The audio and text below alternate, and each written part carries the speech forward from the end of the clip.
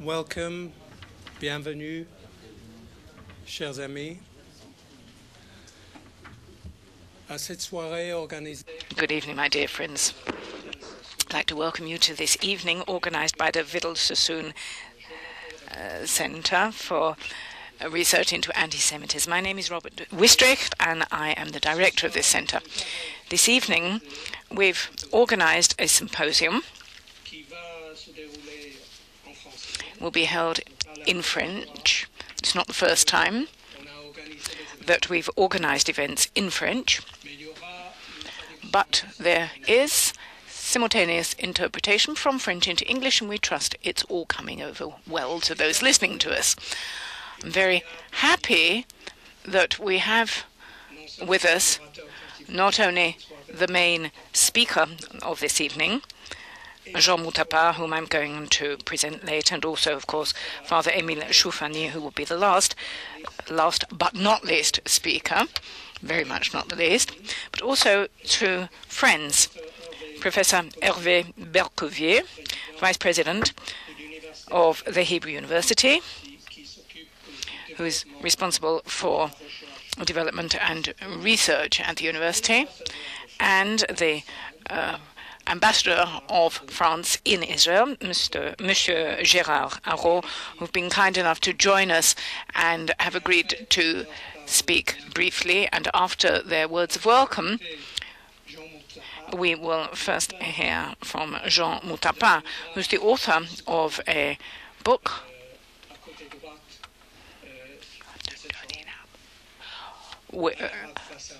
which is outside the room. The book is called An Arabe Facing Auschwitz. And this is a book that came out in 2004. This tells the tale of a trip called Memory for Peace, which took place in May 2003.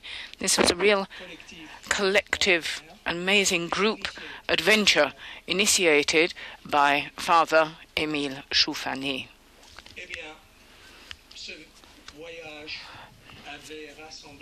This trip was participated in by slightly over 500 people who came from France, Belgium, and Israel, Jews, Muslims, Christians, and non-believers. The topic of this evening is it possible to share the memory of the Shoah? Jewish and Arab French people in Auschwitz. But first of all, I give the floor to Hervé Bercovier, Vice President of the Hebrew University, to address you briefly.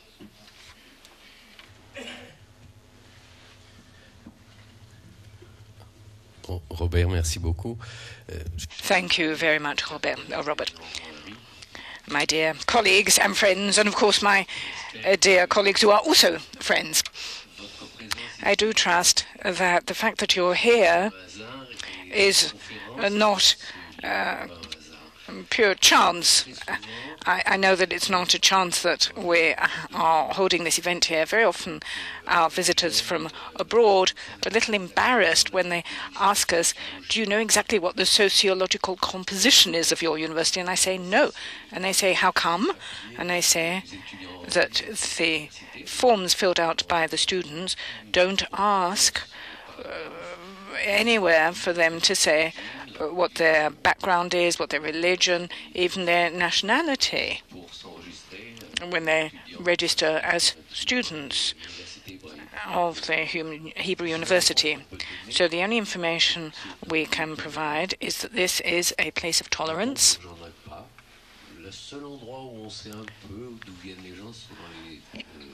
The only clue, a slight clue as to where people come from is to be found in the dorms.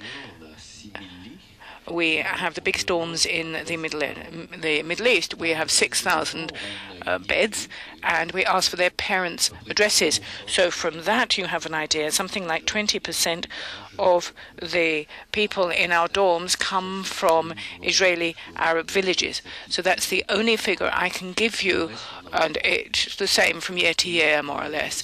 And as for everyone else, I have no idea. This is a university which not only is not discriminatory in its admissions policy, but also 75% or 78% of people of the student body are not from Jerusalem.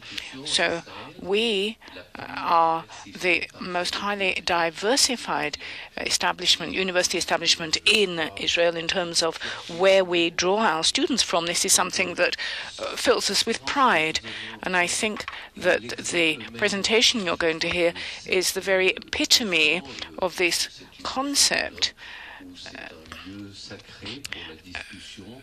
that is really embodied by university, that it's a really sacrosanct area for discussing all sorts of areas among all sorts of people from all sorts of different backgrounds. And we're very proud to have you with us. I'm going to say something that might bother one of our guests, who was recently given an honorary PhD by the University. I have to say that if we'd had an applause meter that day after his presentation, he would have been way out ahead in front of our other laureates. We were very, very proud to be able to give him an honorary doctorate. And also I have a rather personal link, which I think can be equated with the same philosophy that we're going to hear this evening. My parents survived the Holocaust in the same sort of way as many European Jews experienced it, asked me to take German as my second language. And for a long time, I didn't understand this. My parents, above all my father, insisted that I should study German. He said, only if you were familiar with people's culture could you understand what was going on and not remain angry forever. Thank you. And I hope that you enjoy this evening's proceedings.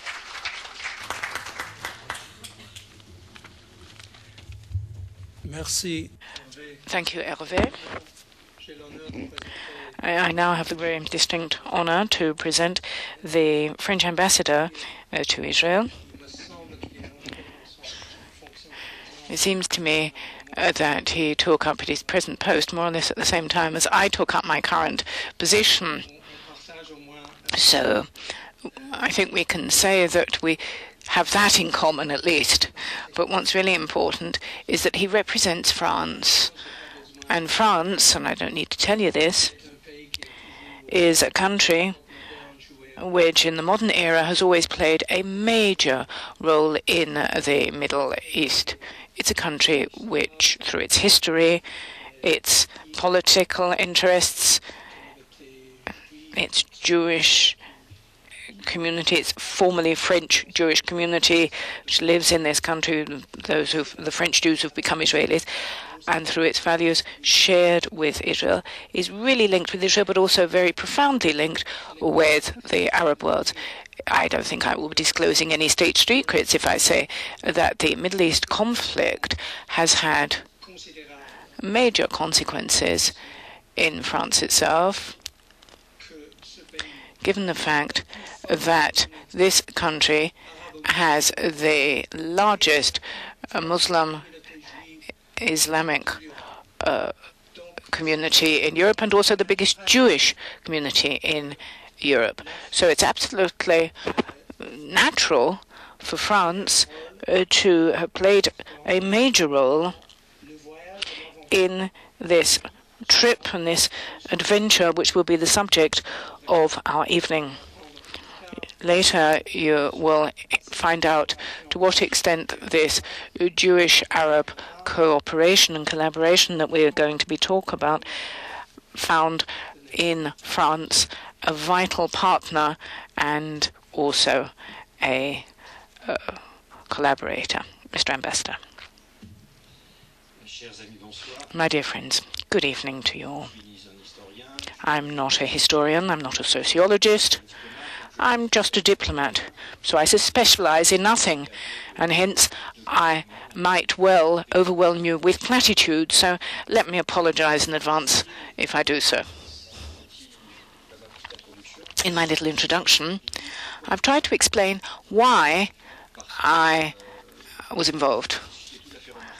What's really striking is that, after all, this evening we are meeting in connection with the topic of relations between Jews and Arabs, and it seemed quite obvious to you to invite the French ambassador. Well, it seemed quite obvious and quite natural to do so, not only because this book was published in a French series, and also, as Professor Wistrich has said, this adventure was to some extent carried out through French people.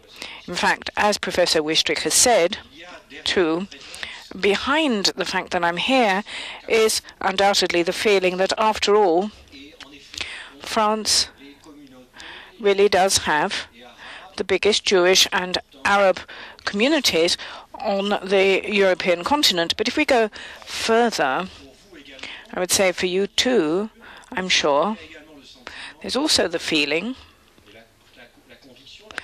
and I think you probably have a perception too, that my country has really been afflicted and affected by an increase in a large number of anti-Semitic events in 2003 and 2004, and the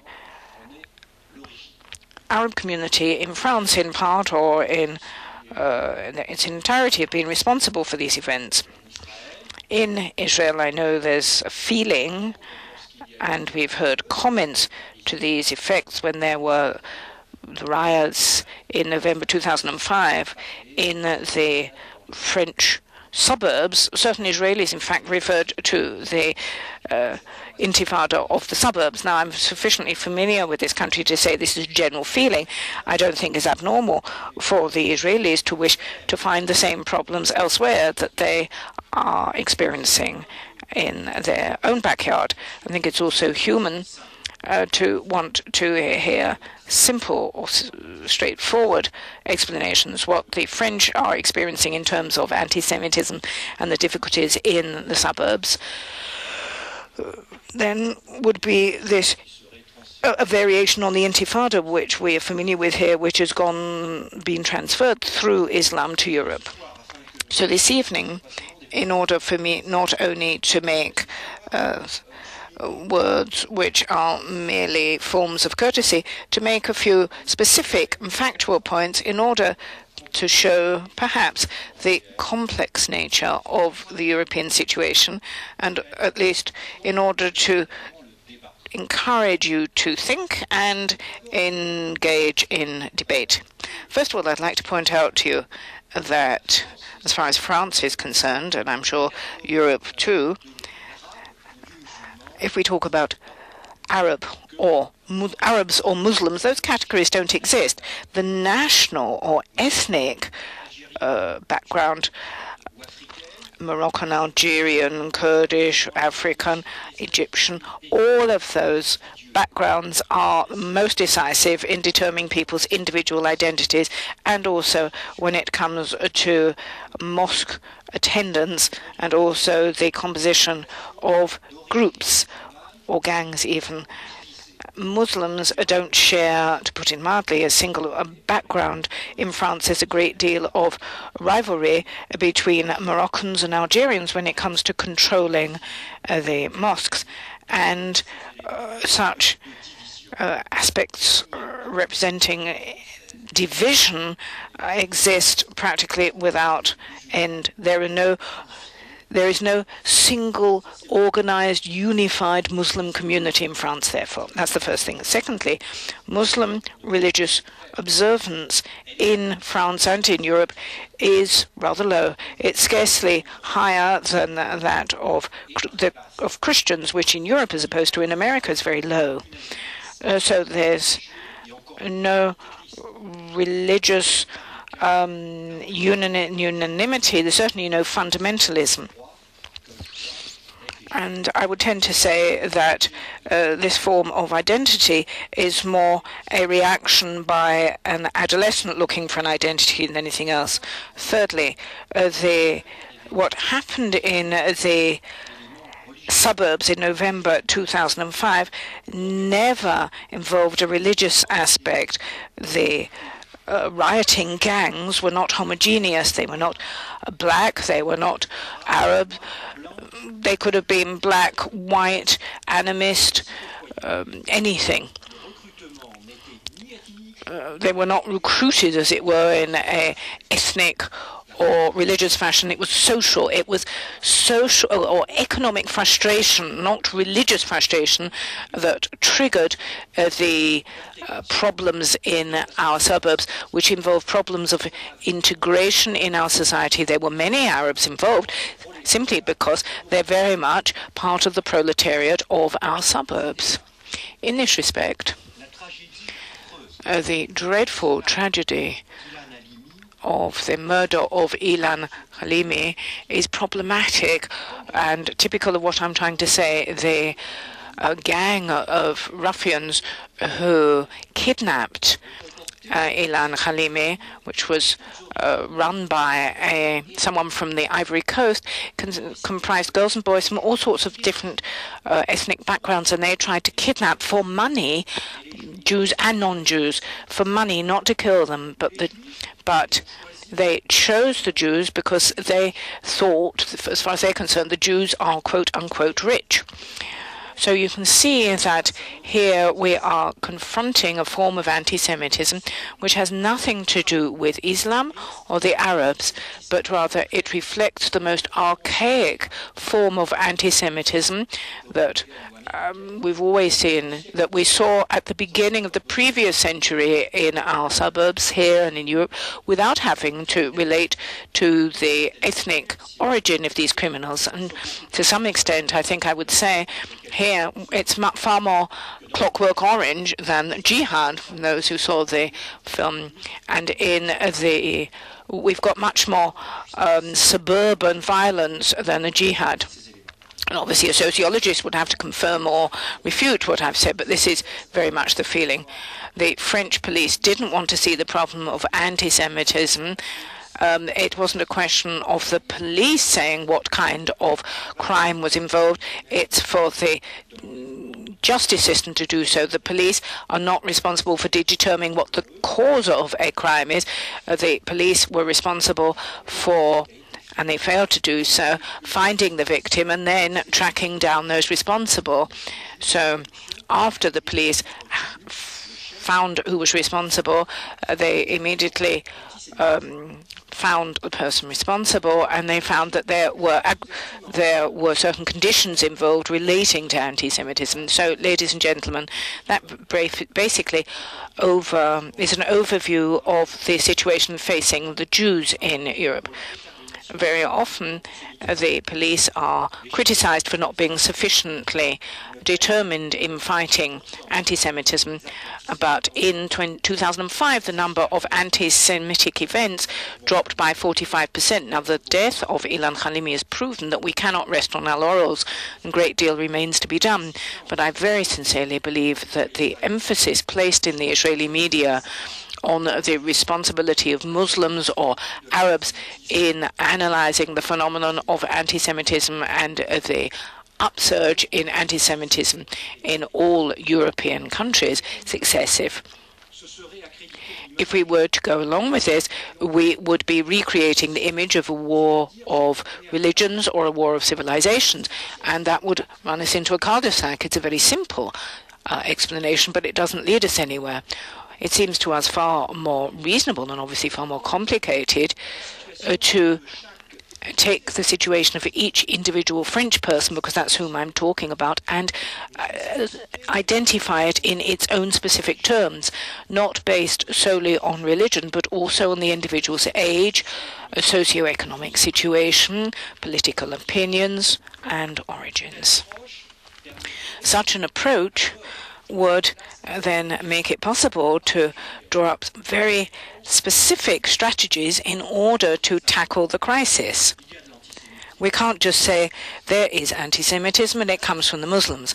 No, there is anti-Semitism because in our suburbs in particular there is a social crisis, a profound social crisis, and the Muslims are particularly the players involved in this, simply because the Muslims are the most recent wave of immigrants to have come to France, and this is the wave that we haven't managed to integrate in our society.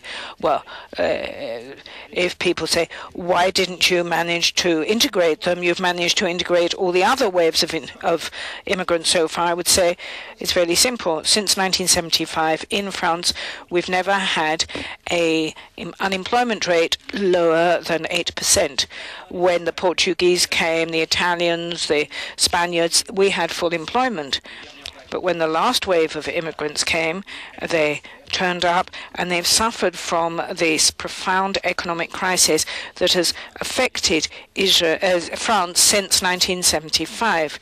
Unemployment is a cancer, and I do believe that the upsurge in racism and the upsurge in anti-Semitism is one of the most serious consequences of this cancer. Obviously, I've only been able to just touch upon the issues involved here, and I've deliberately done this in a very clear-cut, blunt fashion. Those who know me know that I do like to go into details. I'm sorry, those of you who wish to ask me for clarification haven't got the opportunity to do so. You'll just have to bide your time. But I would here very much like to thank you for the invitation to me, which has allowed me to overwhelm you, but also I'd like to express my very profound admiration for what Father Shoufani does in Nazareth, and I'd also like to thank Mr. Mouttapa for writing about this wonderful adventure. Thank you.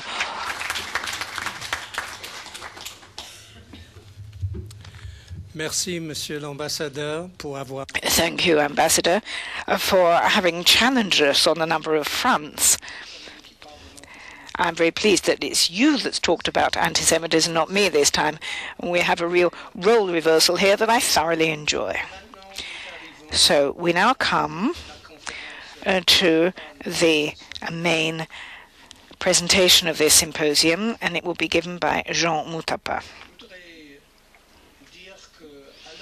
I'd like to start by saying that the background to this evening's event was a meeting between the two of us. This took place in Paris, in Jean's office.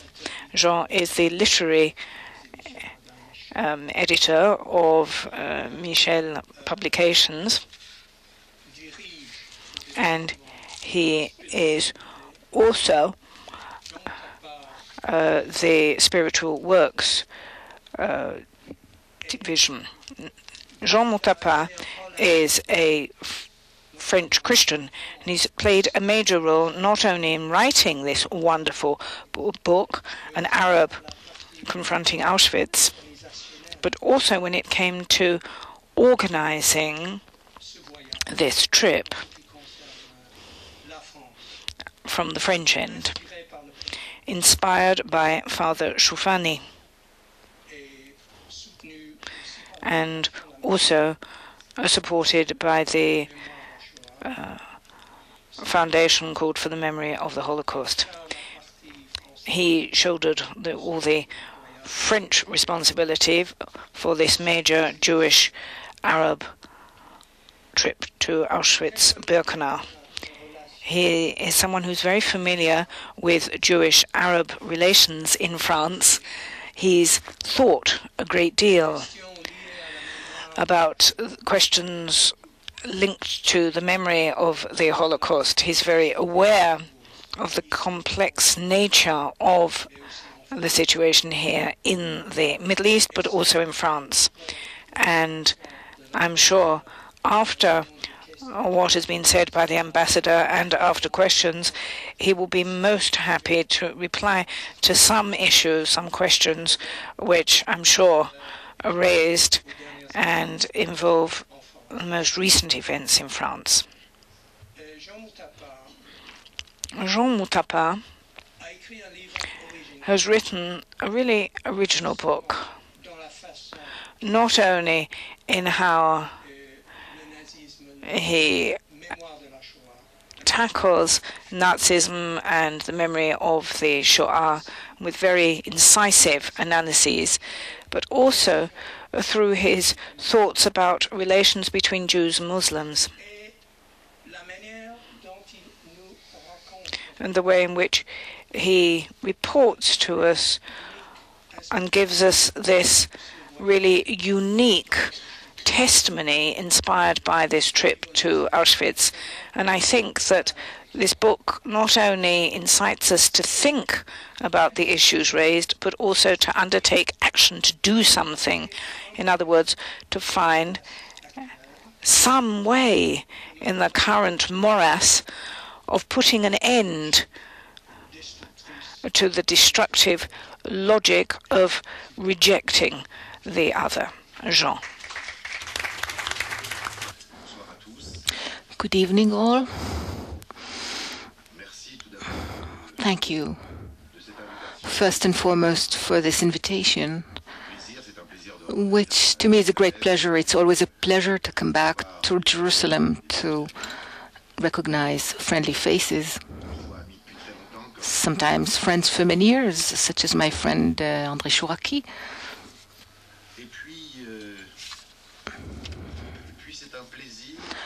And then it's a pleasure for me to try and share this experience that I may have as a witness.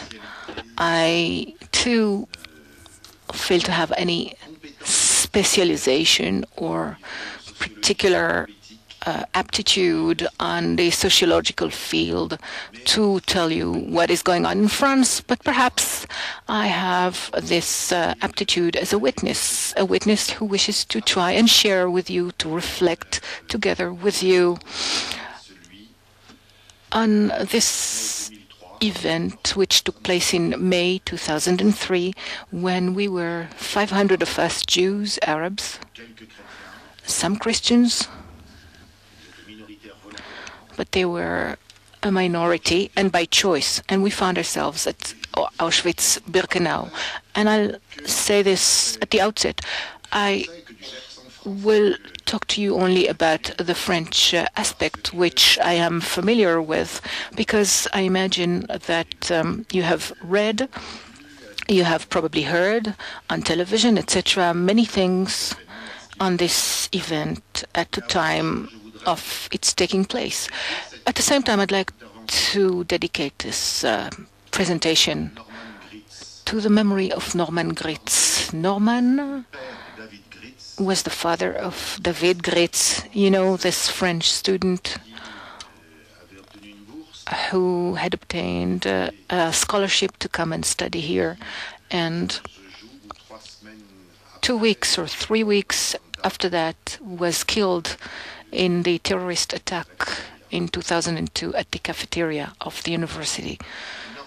Norman, his father, and Nevenka, his mother, I had met them while preparing for this trip, for this journey, and that is about 6 months after the attack which took the life of their son. And what happened? My friend Rachid Benzine, a Muslim of Moroccan origin, a French Muslim of Moroccan origin, had talked to me about it, and that too maybe symbolically spoke on the Écoute Israël broadcast, and he had spoken about the preparations for this journey in such terms, in such words, that Nevenka wanted to meet him. She immediately called him. And so, after a Muslim, an Arab at that, who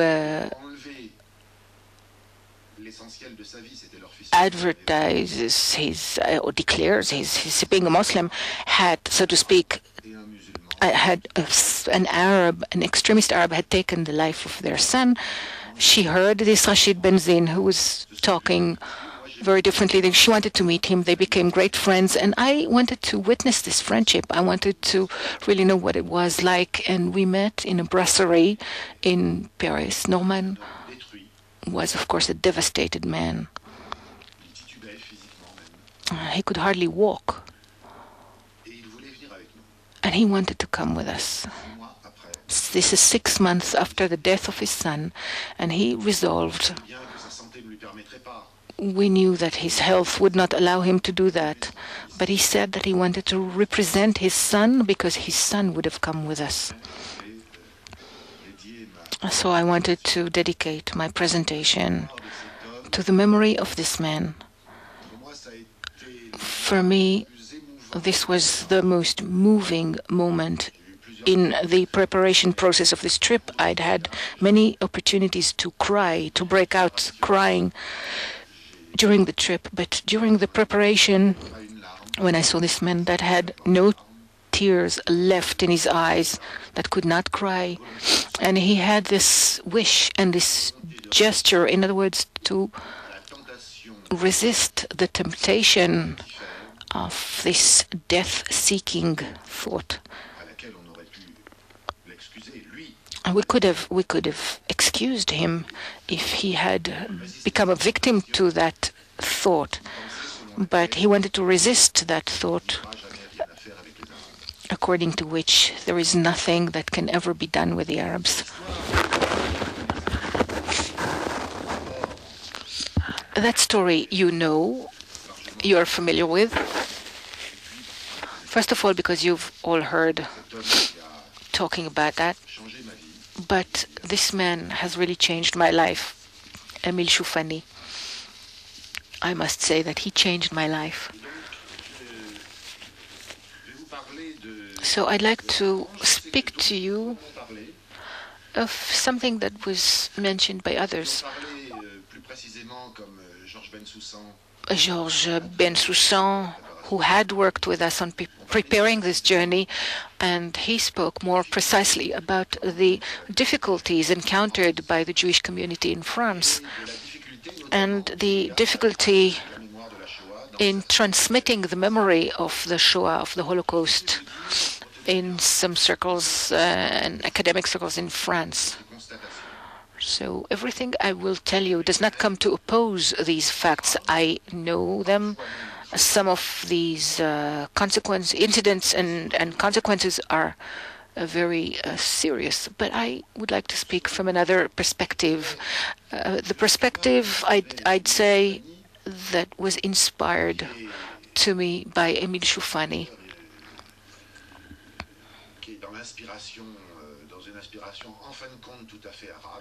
which is basically an Arab inspiration, which could be boiled down to an Arabic proverb. Instead of cursing darkness, light a candle. And some would say that this is a Chinese proverb. Well, probably this is a Chinese proverb that was transmitted down to us through Arab culture, which goes to show that this culture has also conveyed certain things to us that are precious. And I'd like to talk to you perhaps about some qualms that you may have, that we have, about certain movements, certain developments in French society, and respond by showing you another face encountered in the course of that collective experience. First and foremost, the event referred to by His Excellency the Ambassador before about this gang head. You've probably heard about him. You've heard about the movement prevailing in a certain black population of African origin, where the youth are increasing acts of delinquency in order to try and vent their social grievances. This is a situation that has aggravated in the last few months by this victim-like tendency that relates to the times of slavery. And so they are trying to, in France today, they are in what I called in one of my articles, in a crisis of memory, a pathology of memory, of national memory, which in fact is deleting itself in favor of some particular memories, that of the Jewish world, the Algerian world, the black world, the Armenian world, etc., etc. And that is a fact. And facing that fact, each and every one seeks to dethrone, to remove another memory or somebody else's memory from the throne. Since the declaration of President Chirac in 1995, the memory of the Holocaust, which unfortunately the day where it was recognized as such became the target of this institutionalized memory, which is attempting to equalize, to sometimes denigrate.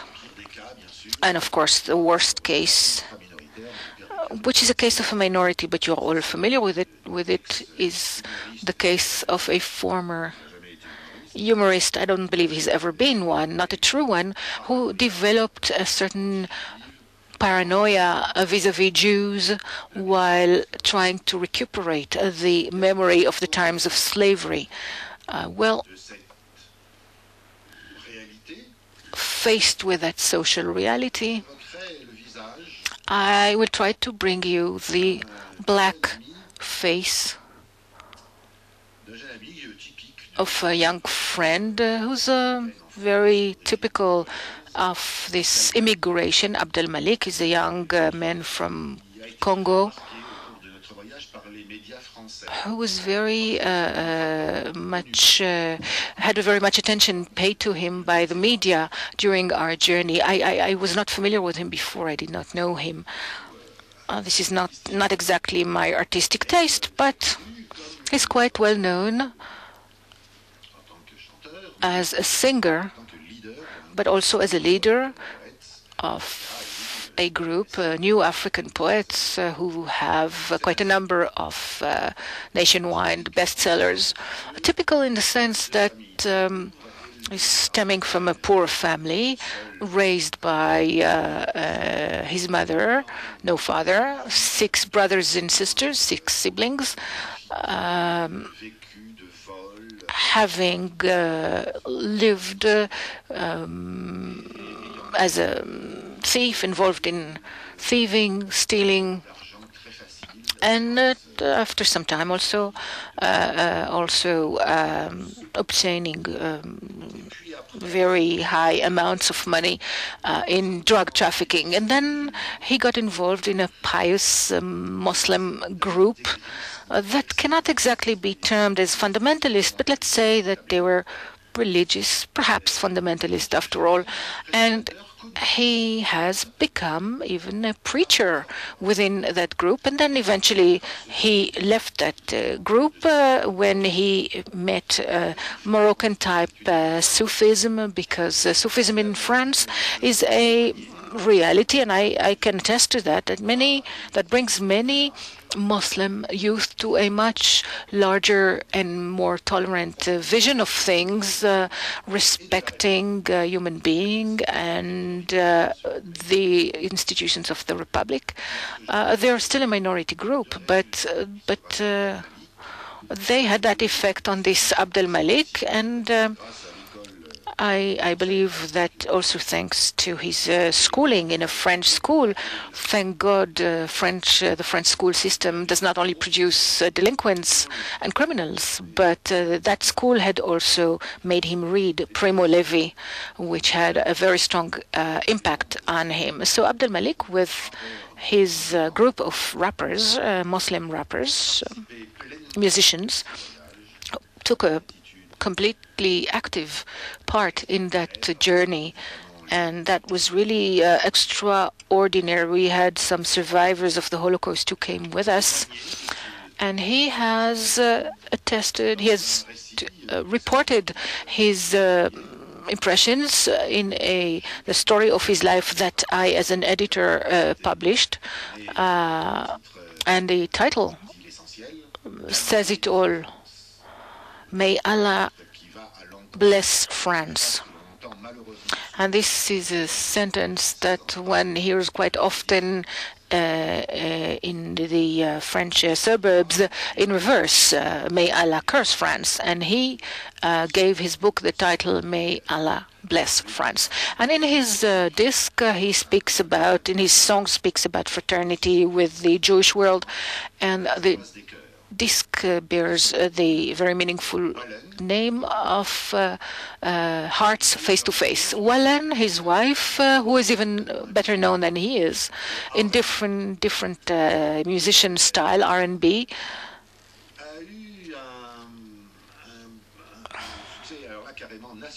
and she had really a nationwide success several months ago. She is of Moroccan origin, with a song called The Olive Tree, where she speaks about her brotherhood, fraternity with the Jewish world. So here is an example, once again, a minority example in the community of these African origin youth. However, this is a very weighty example that tells us a lot about things that have an impact on them, and tells us a lot about these youth who were opposing Jewish Shoah memory previously. And quite often,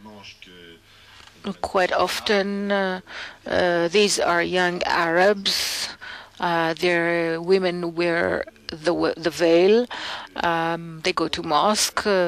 And I was very happy that my ambassador has reminded this sociological reality that is quite often forgotten. Religious practice in the Muslim world in France is gradually becoming similar to that of the Jews, the Muslims, the Christians, the Protestants, about 10-15% in those suburbs of Paris or other cities. Of course, within this minority, within the Muslim minority, there is another minority which here and there expresses anti-Semitic speeches, preaching, etc. It's in fact a mixture of the traditional anti-Judaism and some reminders of treasons or the break of the alliance with the Prophet in the Quran, and they develop pseudo-historic arguments. They talk about the Jewish world in the colonial times, and there is a certain argument there, but one must recognize that very few Jews in the Maghreb have fought. Some have done that, but for the recognition of the legitimate rights of the Muslims that were at the time still named indigenous population, and for independence. So this argument adds itself to the old themes of perfidy and etc. an important element. Perhaps the most important one is that of the Israelo-Palestinian conflict, which of course has given rise to a certain identification with the victim side, the Palestinian side in this case, and quite often without thinking too much, they are trying to be holier than thou and using arguments which are anti-Zionist arguments, much more questionable than those used by the Palestinians of the Palestinian Authority and Palestinian leaders in the territories. And then, of course, as I've said before, there is this collective jealousy facing the Shoah memory, the memory of the Holocaust by the Jews, who have succeeded in imposing their painful memory as an integral part of national memory, whereas, and this is a fact that must be contended with, that the memory of the terrible suffering of the Algeria war have not succeeded to do the same. So in the worst of cases, that social jealousy brings about negationism. And so with Emile Shoufani, and I'm saying with him because if I was introduced as a sort of the organizer of the French part of this journey of memory for peace, I must say that I would have been unable to do anything without the 10, 15 journeys that Emile Shoufani, while continuing his tremendous work here to convince people, he did the same thing in France. He went into mosques and synagogues trying to convince people in France to participate. So Emile Shoufani and myself, we insisted on the fact that this believing religious Muslim circles, who personally are not exactly my taste, you know, girls with veils, etc. This is the other. If you want a real dialogue, one cannot limit oneself to the faces of the other that resemble our own. You have to go and find the other where he is, in his place. And this is what we were trying to do. And as far as the French aspect of the journey is, this was perhaps one of the biggest original traits of this journey, because he managed to penetrate the mosque circles in France. I am very familiar with interfaith dialogue, and I have to say that in most of the cases, these interfaith meetings are spent between, let's say, 80% Christians, 5% Jews, perhaps 15% Muslims, or vice versa. Just a small minority, and the Muslims who are there are always secular Muslims, not practicing ones. They're properly integrated, and they do not represent the Muslim world as it is today with its today's practices and difficulties. And so we worked on that particular aspect through dozens of meetings with young French Jews. And I have to tell you that it was not easy to put them in contact with young French Muslim students or other youth. An association, this one of the associations of the Muslims of France, about which one might say, and perhaps rightly so, to question their loyalty to Republican practices and ideas, and are rather diplomatic in that respect. And we spent hours talking, all the time that was needed, and we kept returning time and again to the same questions. We were saved, I believe, by the attitude and confidence demonstrated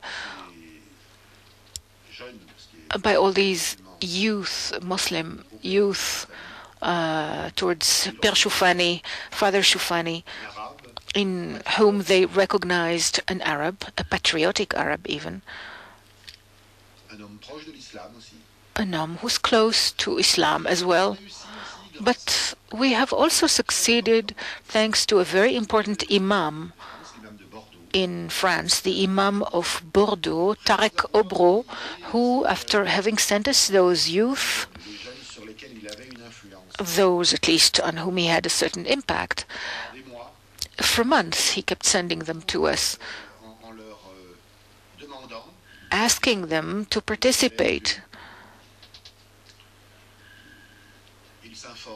that they needed that in order to gain knowledge, so that this history that was not theirs, that was not that of their parents, they had to internalize it, to acquire it, because they were going to become, they were born in Europe, most of them, but they were going to build the Europe of tomorrow. So this is, of course, this reflected great wisdom. And finally, he also decided to come with us, which also played an important role in our endeavor. Third model of the Muslim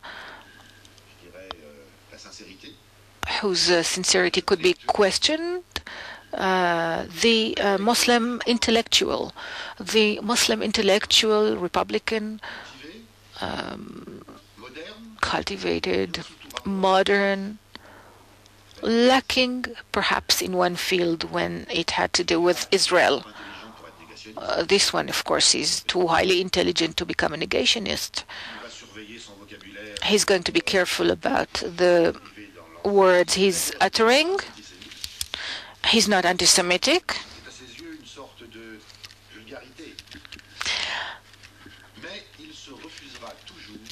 But he will always refuse to make any public criticism of his the members of his faith, who they are deniers and who practice Holocaust denial, etc. There is a certain treason of religious people in the Middle East, in the Maghreb, in France as well. In other words,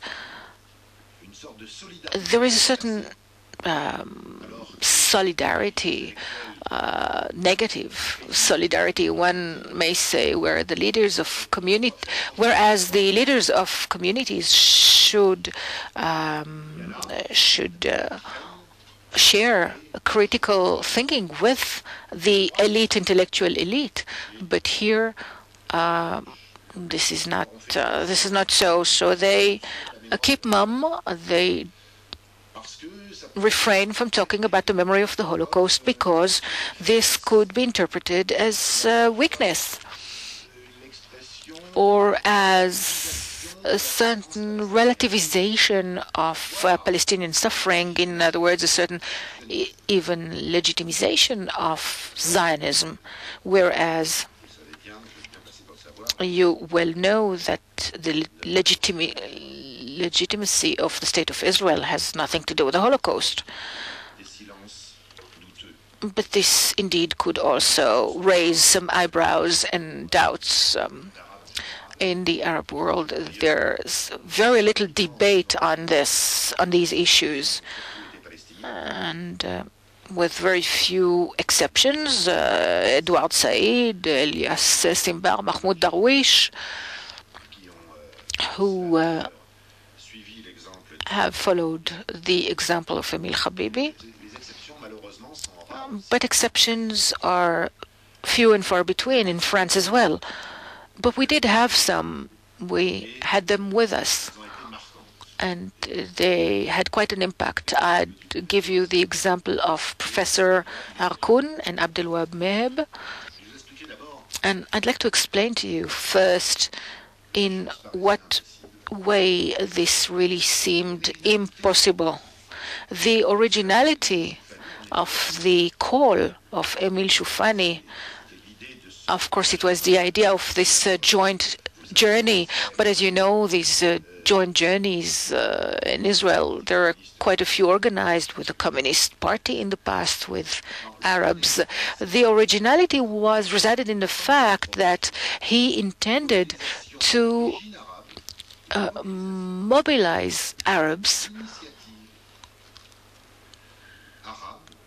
in an Arab initiative without asking the Jewish world to negotiate this endeavor for him. This is what made things different, and Emile told me that this was also the big question here among Israeli Arabs. But in France, I can tell you that it was this that was rather hard to swallow.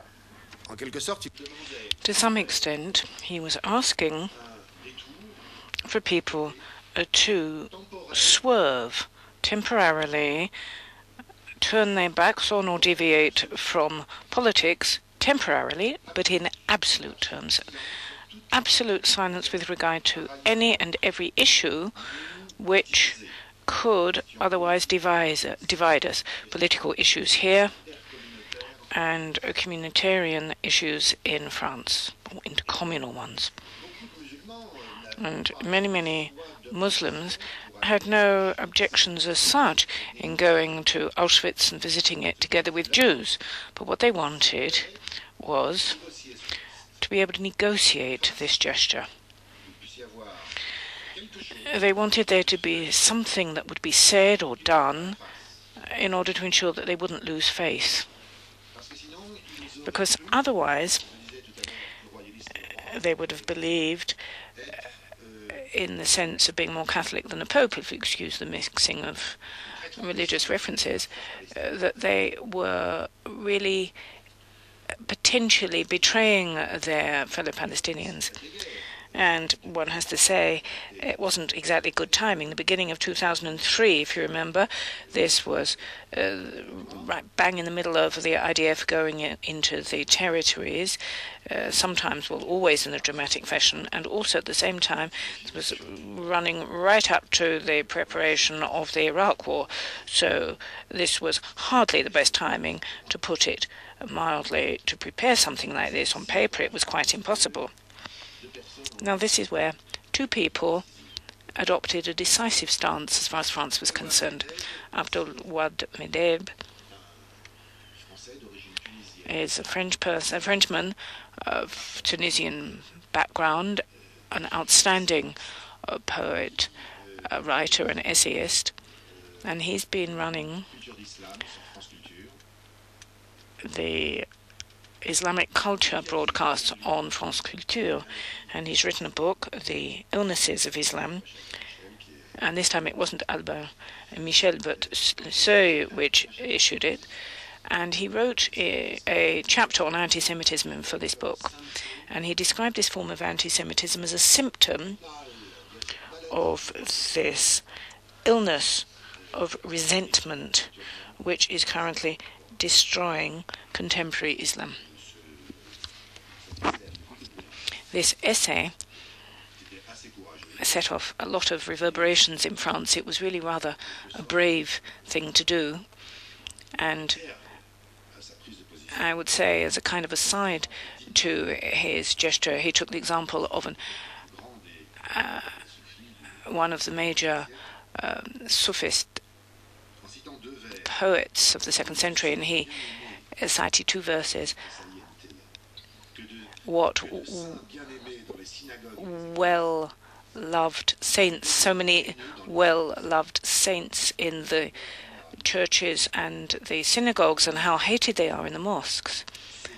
For him, these two verses reflected the courage of a man who was able to turn his back on communal solidarity, which he said was, for him, just a reflex. It was this, for him, it was this solidarity among the Arabs that was a pure reflex that was its real weakness and its real illness. Now, Abdelwahab Medeb himself showed what should be done by standing on its head the objection that I referred to just now, which could have turned this gesture, asking the Arabs to do this, into a weakness. But what he did, he said it was an act of a sovereign individual. For us, on the contrary, it would be a way of showing that Islam has not lost its traditional generosity and is still capable of thinking in universal terms, unlike what the fundamentalists would like to make us think.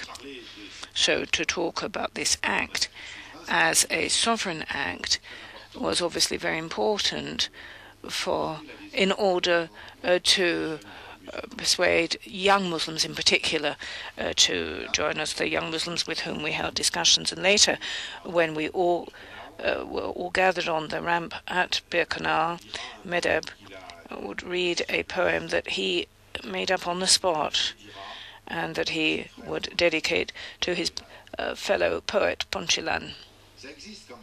But this does exist. This does exist. The poem was published in Esprit, a journal, French intellectual journal.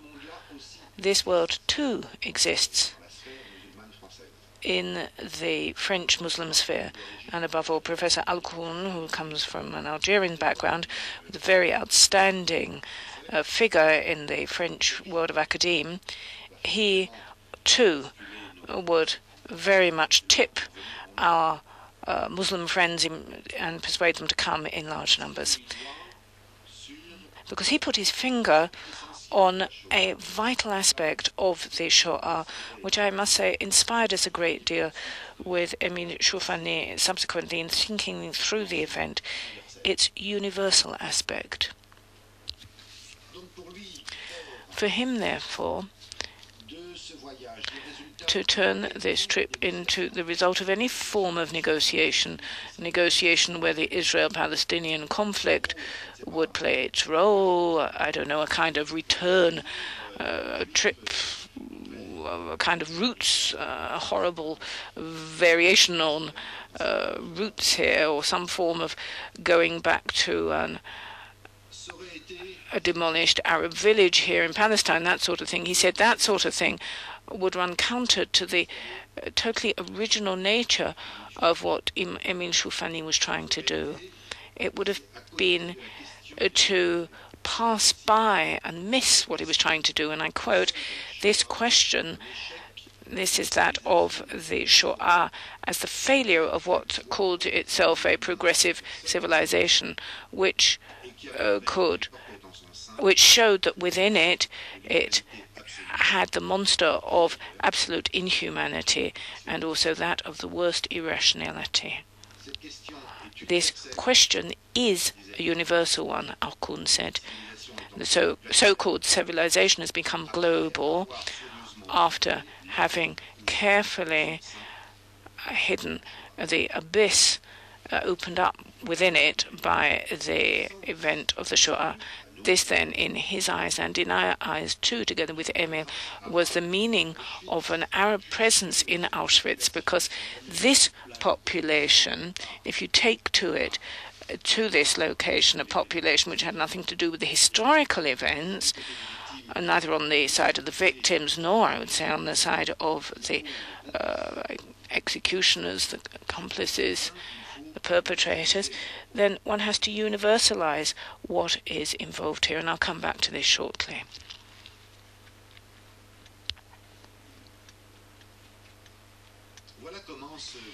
This then is how this journey was able to take place. In my book, I only have 2 chapters on this, because the important thing really was the issues, the problematics involved here, and the lessons to be drawn from them.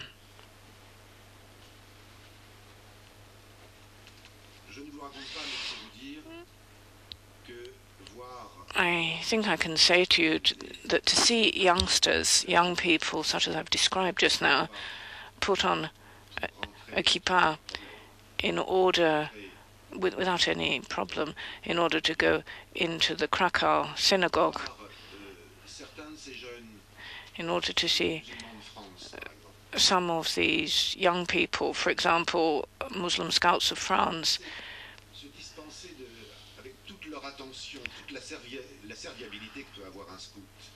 with all of the attitude that a scout can muster, to listen sympathetically to the Holocaust survivors, to help them, holding their hands. Obviously, they were rather elderly, the survivors, to help them walk, to bring them something to drink, to see one of the very rare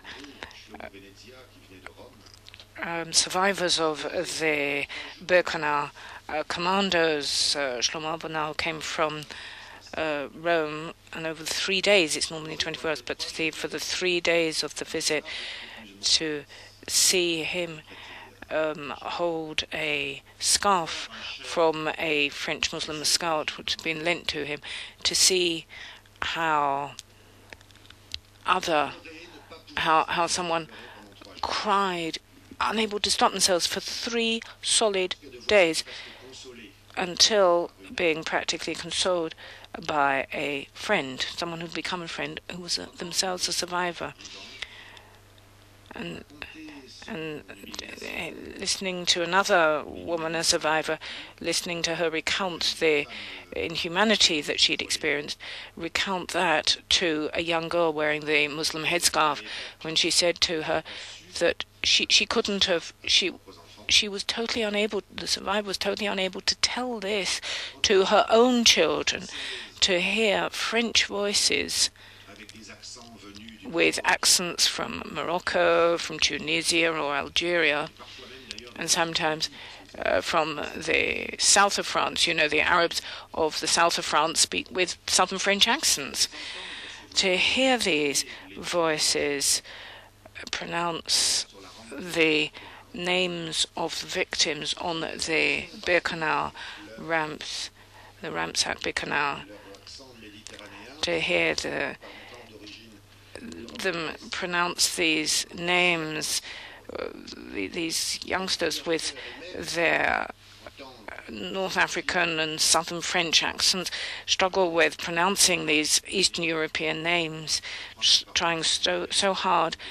And before they started the litany of names, to say Hamim, in other words, in the name of Allah, the Merciful.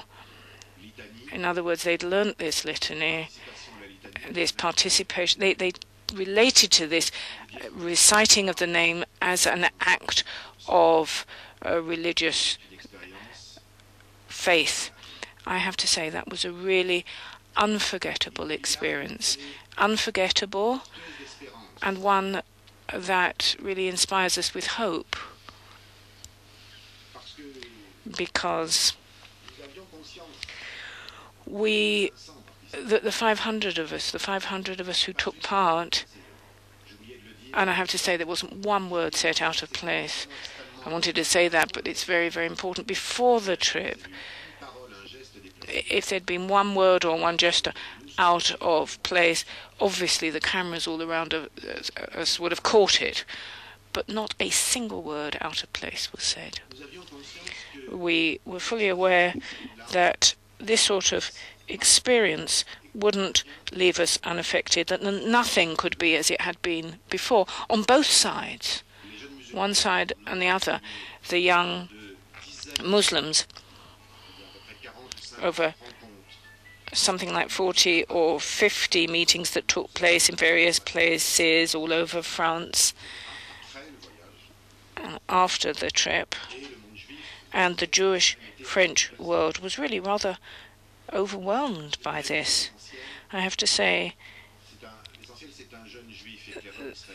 that the essence was really identified by a young French Jewish scout. He said to me,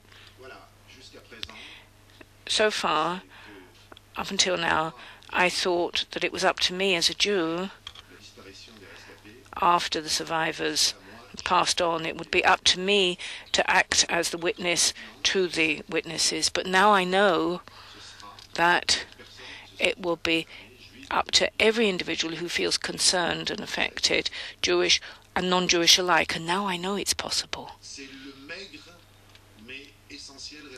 That is the very thin but very essential upshot of this experience.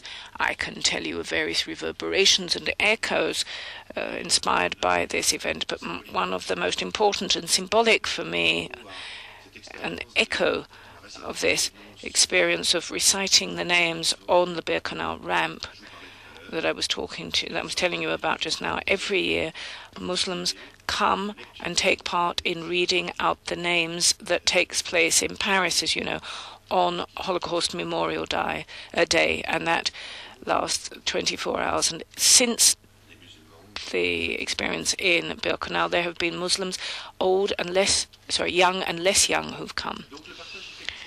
So it is possible to actually share memory, even with Muslims, even with the young Muslims from the suburbs, but on certain conditions. And I would like briefly to touch upon these. I'm only going to touch upon them, and then perhaps through questions we'll be able to be more specific. I think, first of all, you need to understand that all of these obstacles I talked about before, these prejudices, all of these social situations involving conflict-ridden issues, involve this, or mean that this is work which is the complete opposite of instant. There has to be a great deal of preparation, and wishing to pass on the memory of the Holocaust through a trip like this. This is how it's done in Europe. I don't know about Israel, but you take high schools to Auschwitz for 24 hours, say, a lightning trip. That serves no good whatsoever, other than perhaps sometimes to have some attitudes that are somewhat scandalous, if you like, because the emotions are so strong, the place is so shattering that even Jews, certainly people, do tend to react in paradoxical fashions. I have a friend, Rabbi Michel Tsarfati, in the French suburb, the Parisian suburb, who for the last 15 years, every year, has taken young high school students to Poland, not only to Auschwitz, but on a whole trip through Poland, starting in Warsaw. So hundreds of high school students, most of whom are from the Maghreb. He's never had any problem whatsoever when it comes to transmission, because these trips are simply the end of a whole preparatory series of encounters, 6, 8, 10 encounters with history as well, that last the whole of the school year. And second condition, I do really believe that in this transmission, history in the historian's sense, the academic sense, must also play as great a role as in memory. Let me explain what I mean. For too long, and perhaps still too often,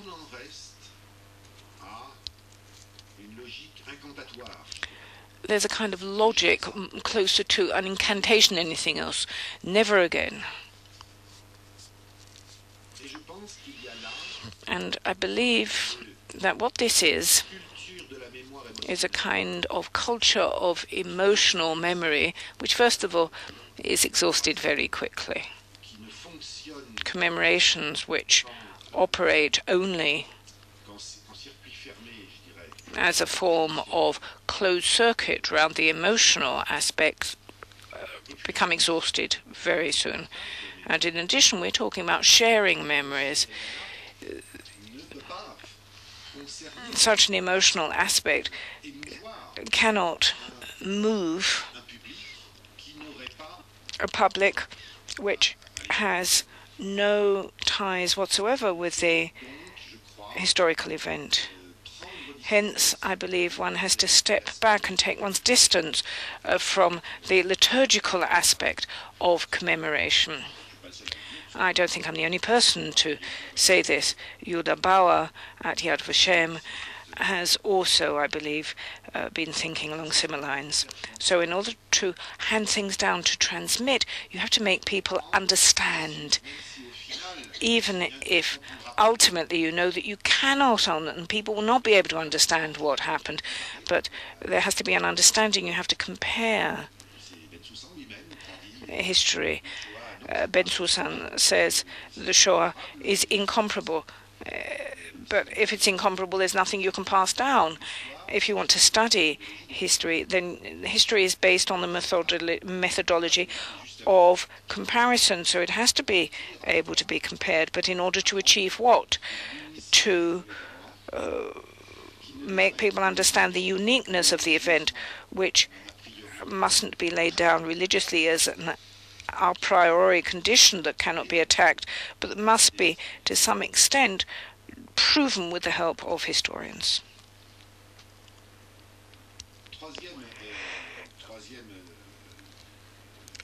And then the third element, and which is in fact the upshot of this reference to history, I think we mustn't combine, it's not necessary to separate, but one mustn't combine religious sentiments with what we want people to understand. Our Jewish Arab trip to Auschwitz, well, some people make a mistake, and I always pick them up on this. It wasn't an inter-religious or interfaith pilgrimage, even though there were many believers, even if those who initiated it was a priest, and even if I, as the organizer in France, at the French end, I'm a Christian, there were atheists, there were Jewish atheists, there were atheists of a Muslim background. It was not, very firmly, it was not an Islamo-Judeo-Christian trip, even though, obviously, we did all together listen to the Kaddish being recited on the Birkenau promenade, if you want to use the phrase. We have references to the father of three religions all being the sons of Abraham. However important this is, one has to, of course, realize it doesn't speak to all hearts. It can't speak to a Jewish atheist heart, which exists, I believe it does anyway. And above all, it means that everyone is placed in a certain cloth, because if one reasons in that way, I have 1,000 ways of being Christian. I find myself labeled in a way that really fixes my identity, whereas real sharing can only happen if we are to some extent naked. If humanity is naked, then we can share. If we are clothed, it's much more difficult. We have to be in a certain physical fragility in order to rise above all considerations, including this particular one. I didn't write this in my book, but afterwards I came across an expression by André Malraux, which really hits things on the nails, what we've experienced.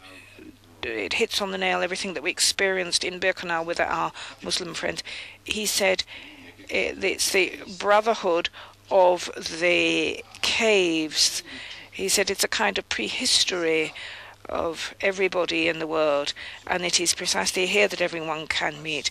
Now, obviously, religion has its importance, and above all, it had historical importance, because in the development of the historical demonstration of the pre-Shoah events, we had to show how anti-Semitism, and, well, first of all, Christian anti-Judaism and then pagan anti-Semitism, was based on a certain religious exceptionality, as Levinas showed way back in 1984, his article in Esprit, a certain religious exceptionality of the Jewish world.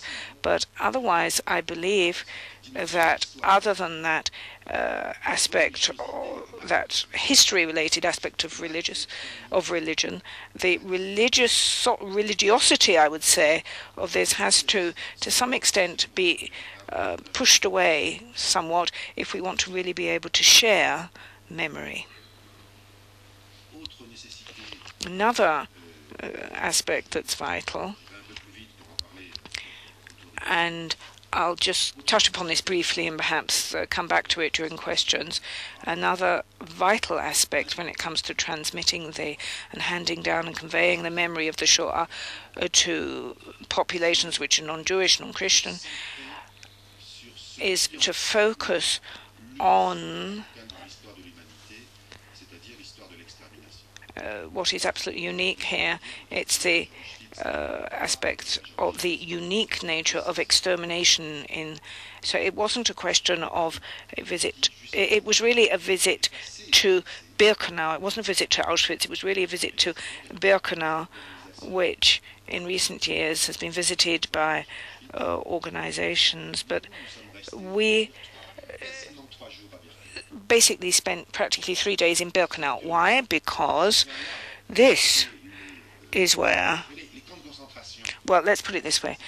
The Auschwitz concentration camp was a concentration camp. There were concentration camps, and unfortunately there still are concentration camps. And the non-Jewish and non-Christian world, the Arab world and the Islam world in particular, can talk about this and these horrors that happened there. But what happened there was the industrial manufacture of corpses. And there, all individuals cannot but understand and find that each individual has been attacked by this extermination of a people, and through it by the very idea of humanity. That's what's at stake there. And then the last element, and this will be my last point, I believe that sharing the memory of the Shoah can only be done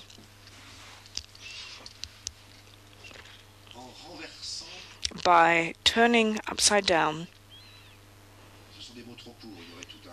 Well, words are going to be too short here, but by turning upside down those elements, the logic of commemoration. Let me explain what I mean.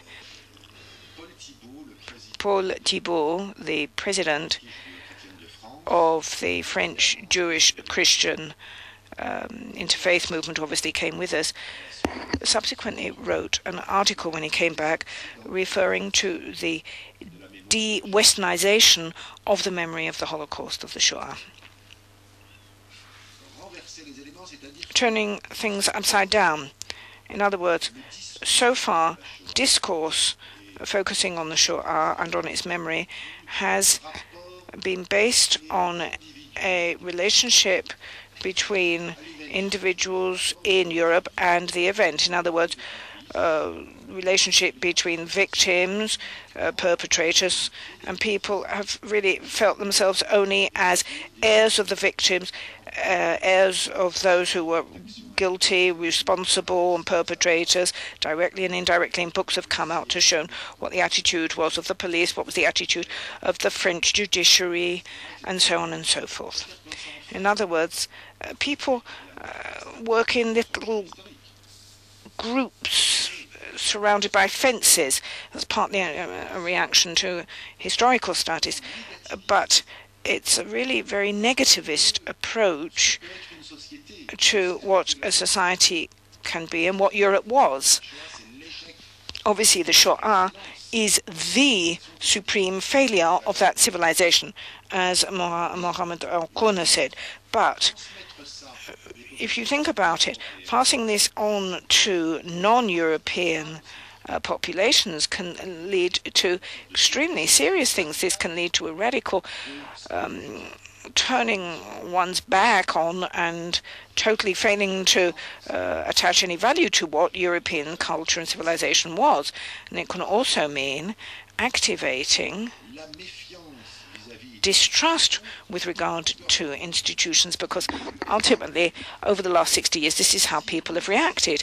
If our institutions were capable of this, because whether we're French or German, it's our institutions. If our institutions then were capable of this, then there is something ultimately vile and despicable, and you try and defend yourselves through human rights and a whole legal system based on lack of trust in everything that can be represented by the state, various institutions, and so on.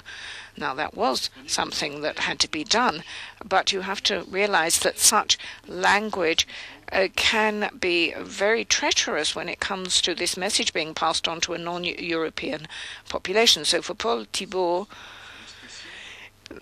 his turn of phrase was to take the givens of commemoration and turn them on their head and insist that it was necessary to adopt a construction rather than a destruction, a construction based on the analysis of the events of the Shoah, of a universal ethical community, bring everyone together according to the old phrase, the old hallowed phrase, love thy neighbor as thyself. One has to think of some form of pedagogical approach that can base itself on what was it that people strove to kill, and start there working through the question and say, this is the very basis of our humanity, there where they wanted to kill this and root this out.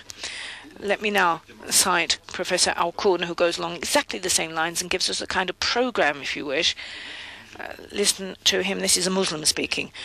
And his program was to communicate, to take on board, and to think through together. First of all, to commune together on the site as to what was a crime against humanity, that which was done against an exceptional people precisely because of this exception.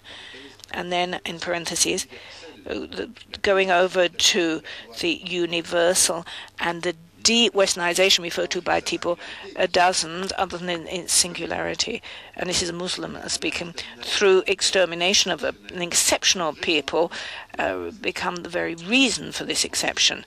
And then to take on board, to interiorize, to take on board and interiorize the suffering of the victim in order to go on further in the concrete, active, critical and continuous quest for conditions that can lead us to achieve a history which is marked by utter solidarity between all peoples. And then thirdly, to think together through the Holocaust in order to integrate all the Jewish victims and through them all the forms of testimony.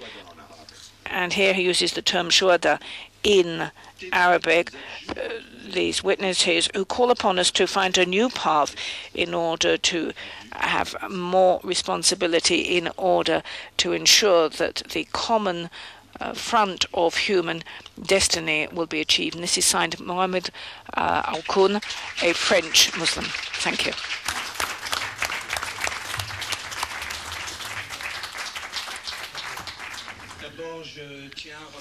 Well, first and foremost, I'd like to express thanks to Jean Mouttapa for his recitation, for a very refined story, rich with nuances, moving and profound.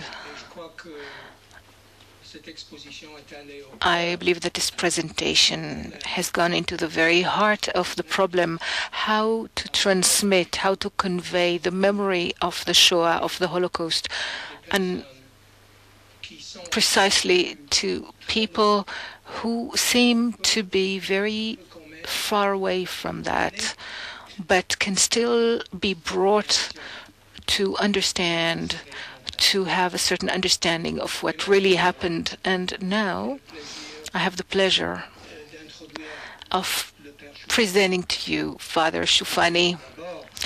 I have to say that this is the first time that I have the honor of introducing a priest.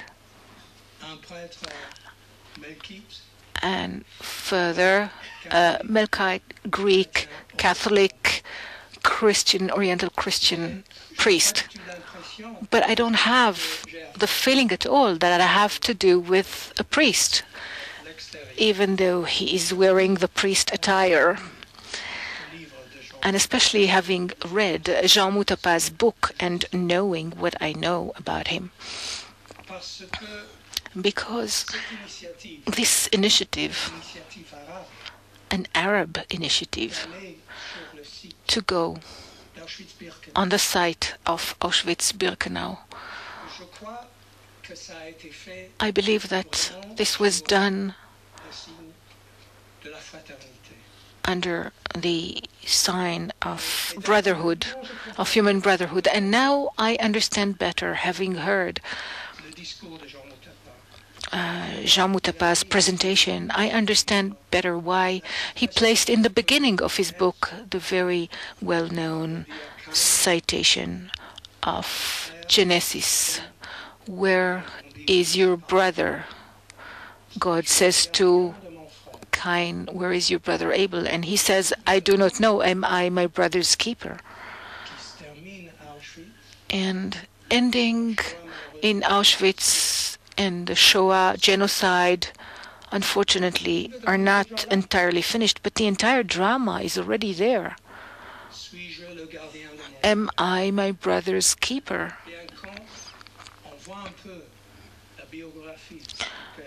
When one studies the biography of Father Shoufani, one can better understand what this can produce, because he had all the reasons to lend himself to hatred of Israel, what happened to his uncle, his grandfather during the war of Israeli independence, which for the Arabs is the Nakba. Well, these sufferings and the difficulties and the obstacles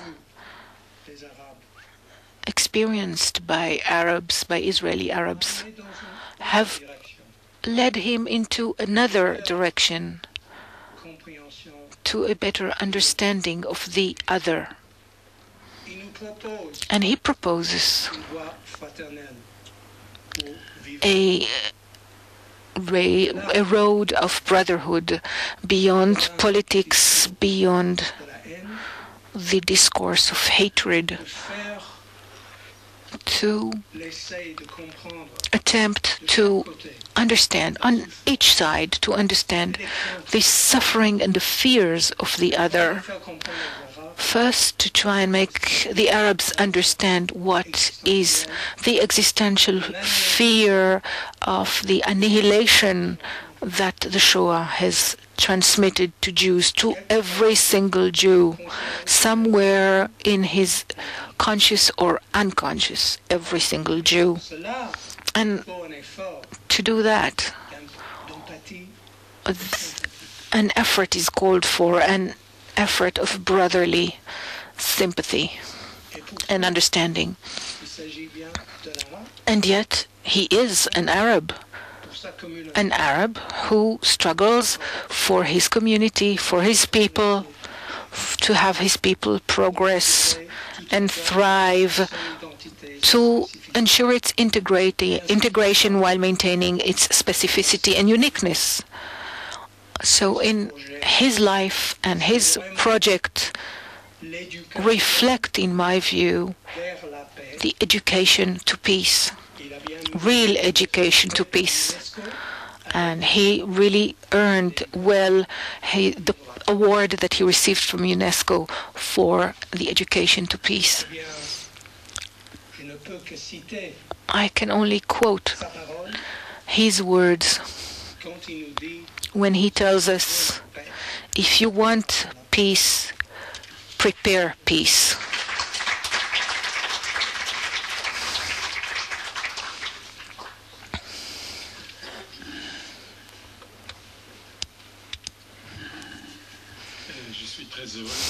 I am very happy to be here. This invitation has allowed me to see again some friendly faces, to kiss them, to embrace them. I really am happy to be here. Jean, Mouttapa. When we left together,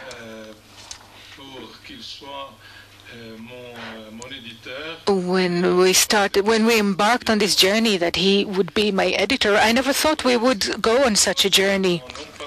I'd like to go back to 2 or 3 elements, not from the preparation of the journey, but rather some reflections about it. First of all, the idea at the outset was it was in 2002.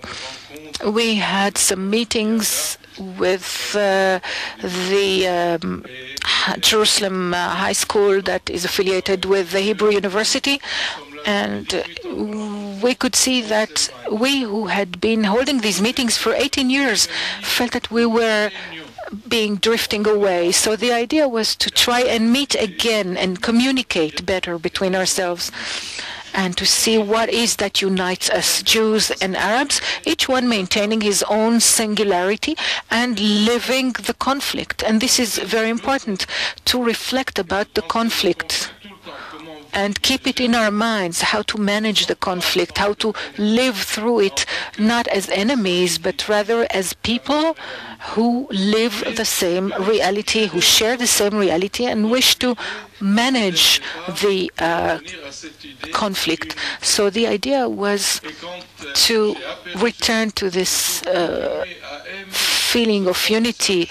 And I realized that in order to continue loving this Jewish professor, to continue loving him, perhaps I should listen some more, something that is other than the norm, something is out of the ordinary. And I thought that loving and unity with the Jewish world have brought me to want to go not to Auschwitz. In the beginning, the idea was not Auschwitz.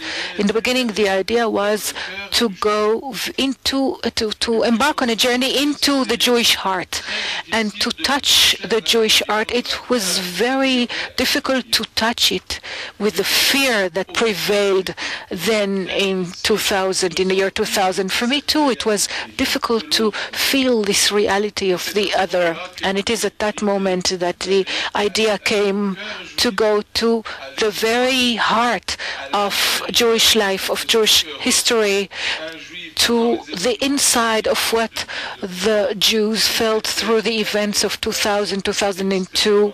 In other words, to go through this inhuman, very difficult experience of the Shoah, and through the suffering, even as a Christian, I do not accord too great an importance to suffering. This is not a positive approach. This is a negative approach.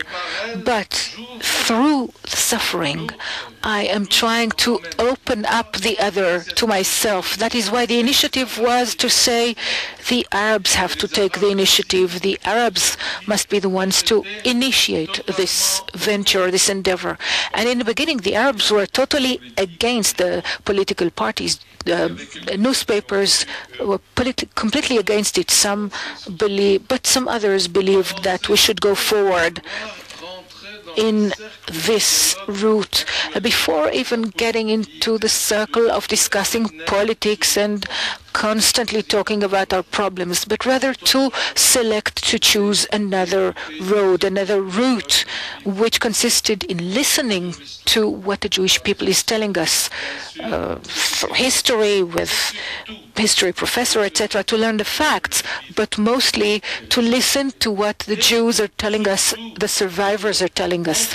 And mostly, while in our discussions, while preparing for the trip, the majority of Jews felt that they were second generation, neither second, third, or fourth, but this is something that is in them to this very day. And so the road was open to go into the very deepest, not only learning historical facts, not as a tactic, but rather as a place of meeting and communing And this was, for me, the starting point. At the beginning of the trip, I was being asked, where are you going? And they did not refer to the geographical site, but where are you taking us? These days of preparations, these weekends with 300 people. I was being asked, where are you leading us? And I said, I don't know. In France, they were asking me, why France? And as I answered, because I am familiar with France. That is where I had my studies. I like France, and I believe that France can assist us in reflecting on this and solving our problems. And I believe that the Jewish population and the Arab population and the French population, if they were to unite, to take this initiative to assist us in reflecting on the conflict, well, we would be able to advance in the course that we had chosen. And I still believe that to this very day. And I am not prepared to see only the black parts of the picture. I know they are there. I know they exist. They are there always. They will always be there, close to us. But I prefer to look at the parts of the picture that can bring us into thinking, reflecting, into the dream, to take the impossible and turn it into something possible. And that is how this journey and these extraordinary meetings with France, with the Jewish intellectuals and the French intellectuals and the Muslim intellectuals and the youth and priests and imams, etc. We have wanted France to be not only the site of reflection on the Shoah, on the Holocaust, but I also thought that they could be also the site of how to reflect and how to behave after the journey. In other words, not only transmitting the memory, but also holding a dialogue that can be extraordinary. If you can think about 50 Tunisians from France who would come here, and that a dialogue starts. If one can envisage such a dialogue of Muslim and Arab intellectuals, Libyans, Syrians, etc., Moroccans, and that would be a different dialogue. We would not come to discuss the solutions to the conflict. We would come to discuss within the pressures of the conflict, how can we remain men and women who wish to maintain a contact with each other, to unite with each other. So it was the wish to be at one with the Jewish people, and you know, as Jews, how difficult it is to go into this feeling of being at one with you, because there are so many things that separate us, and one has to cross many roads and obstacles and cross all these separating elements in order to touch the heart, which is beautiful and good,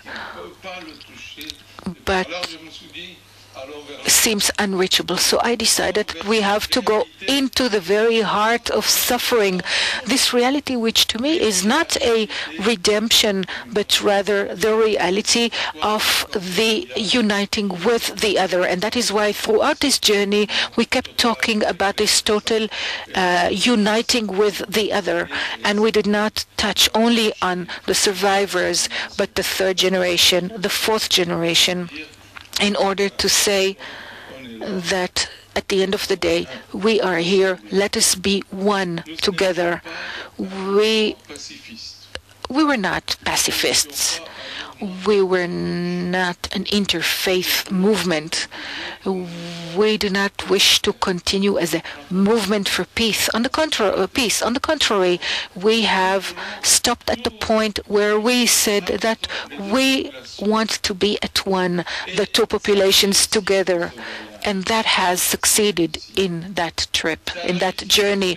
That has succeeded so much so that I, as one who has suffered, who carries within himself a tragedy, I did not need to speak about my tragedy, not because it is not important, not because it is not a profound, deep tragedy, but because Jews and Arabs on that site where human being lost its human reality, we found ourselves all victims of that system which wanted, or any system that may want to annulate, to annul, to cancel the human being.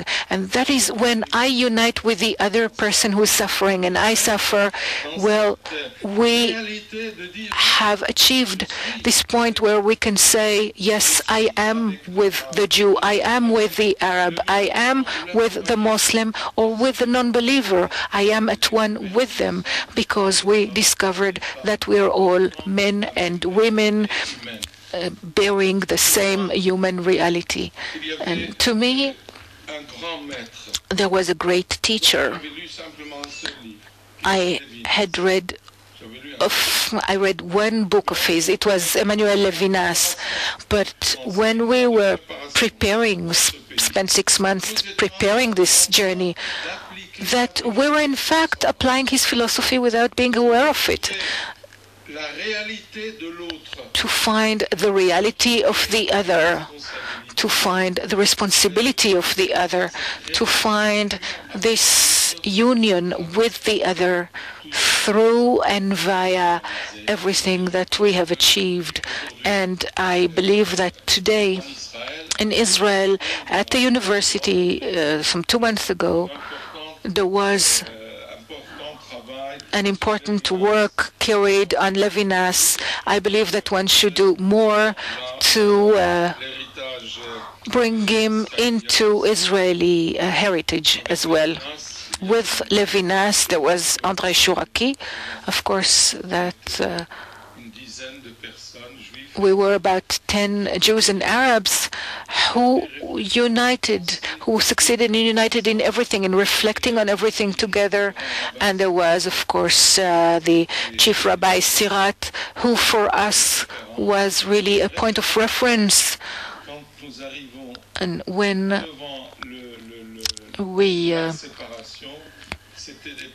were about to separate, these were people who performed the passage for us, the crossing for us.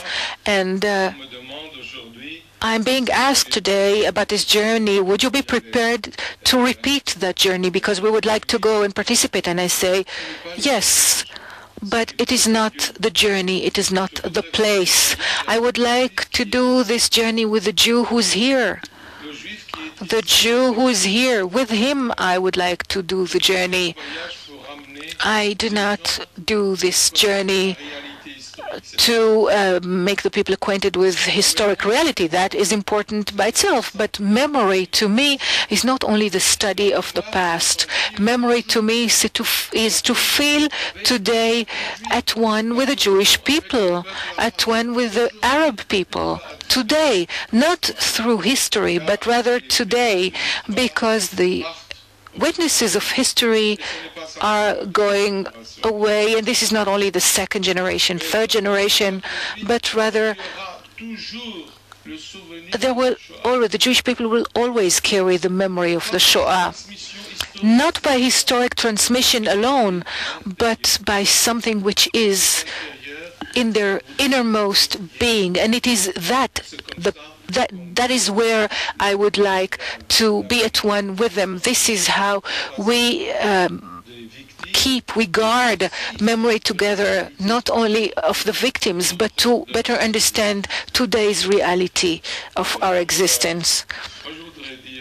And I would like to say to the ambassador, we are talking about France, we're talking about the entire situation, and I feel that I am part and parcel of French society and Israeli society as well. If we had wanted to do this journey in France,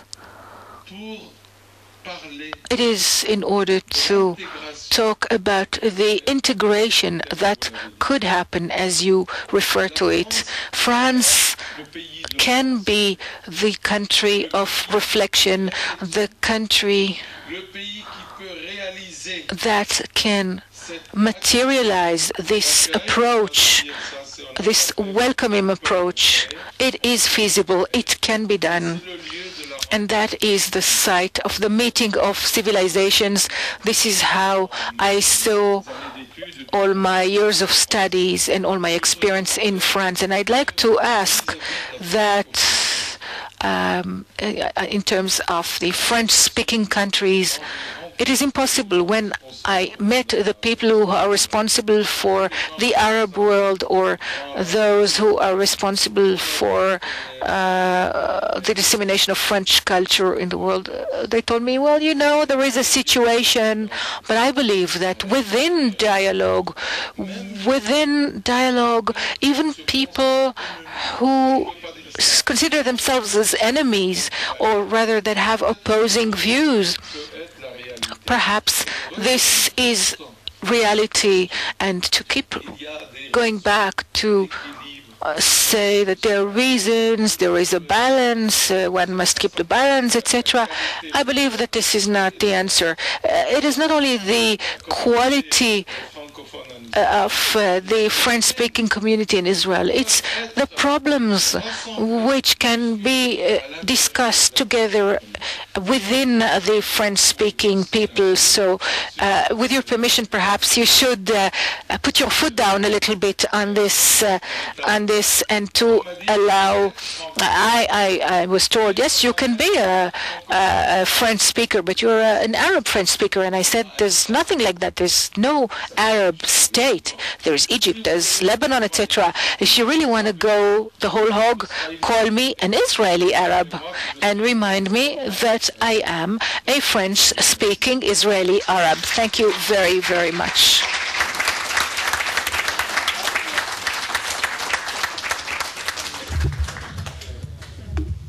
Merci, Père. Thank you, Father Shoufani, for reminding us that there is hope beyond hatred and beyond affiliations. We have a little time now for 3 or 4 questions, which I'd rather take together, and that way we'll speed things up, and then we can get the replies from each speaker. Into the microphone, please. Without the microphone, we cannot interpret the questions. Thank you.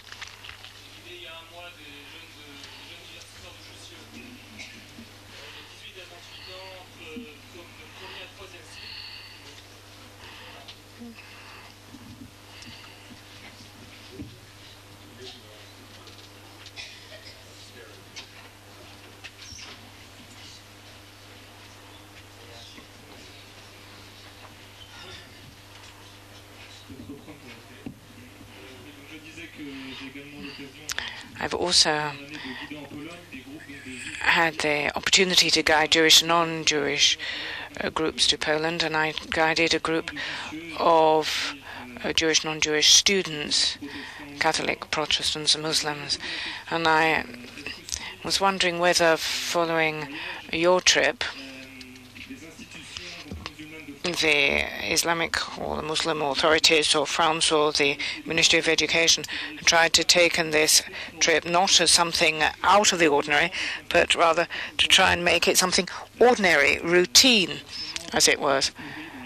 I know that there were a lot of reports in the press. I haven't been able to read the book. I'm obviously going to. But I think the issue is whether we can take something extraordinary and make it something ordinary.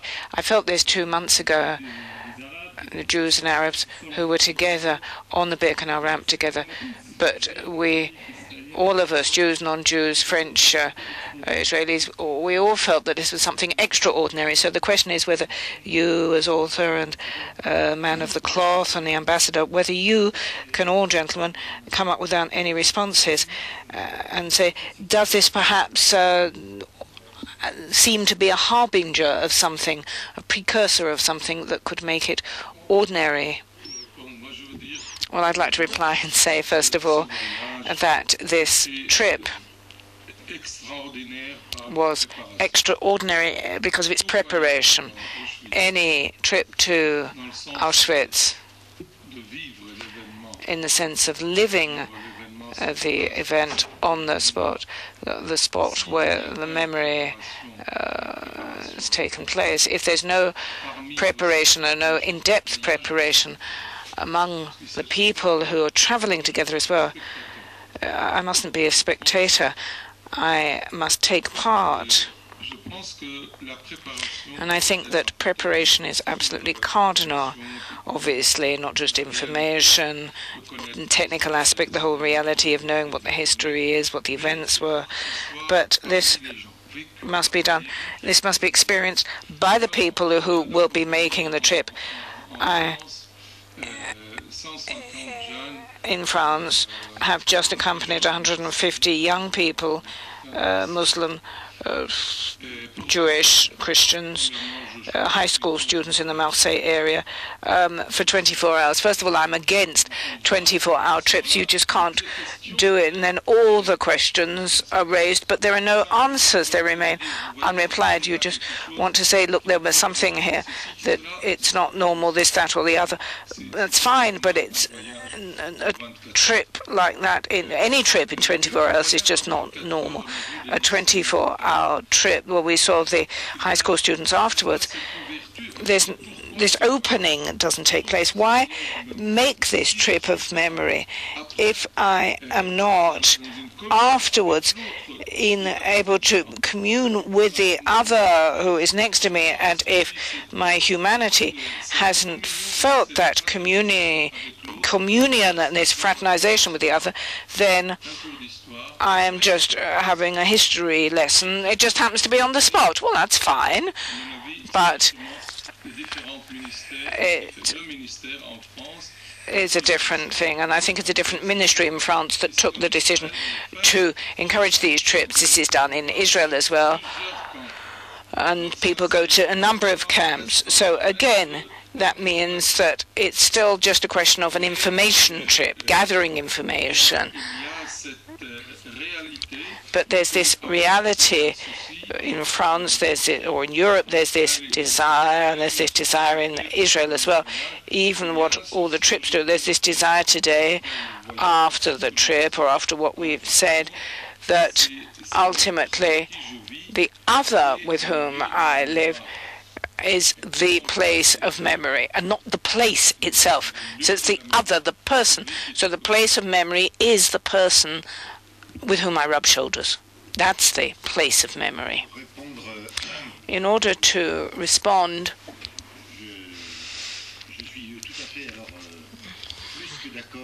I am more than in agreement with what Father Emile has said, because I have indeed seen that in France, at a particular point, it was believed that it was possible to respond to the proliferation of anti-Semitic events and the insults among young people, that there could be a response in the form of some sort of recipe, cut and dried. Well, we'll send them off.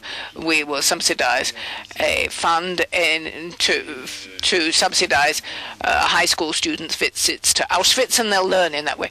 But that is not the way to do it. I think even for adults,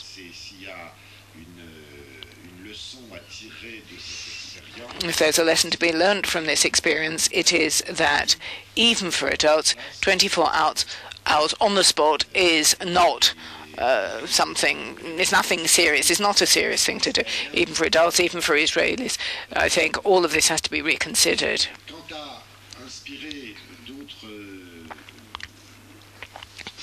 When it comes to providing the inspiration for other experiences like this one, which are more serious, more weighty, there's always been a problem of means when you come to trying to do this, but I've given you a very slight outline of the difficulties if you really want to get things moving.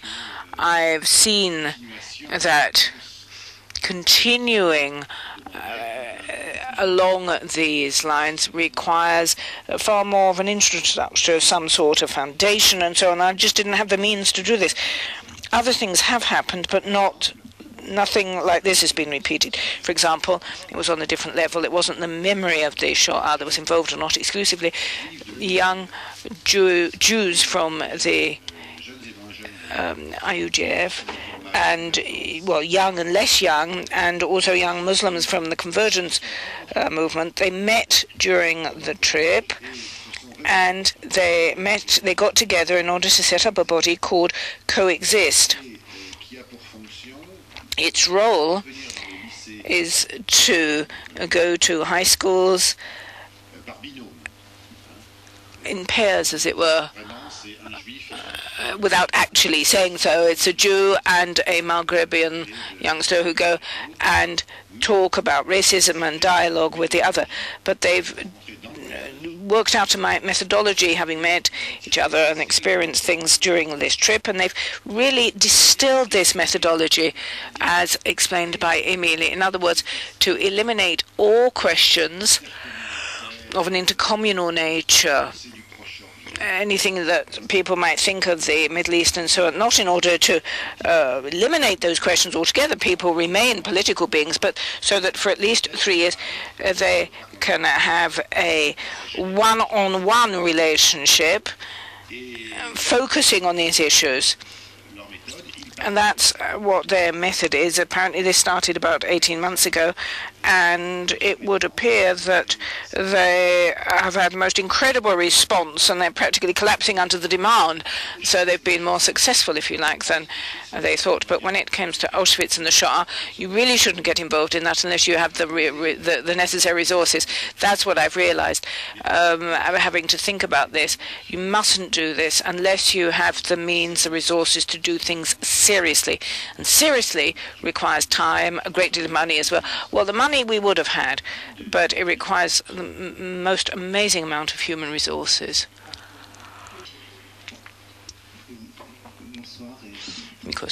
Good evening.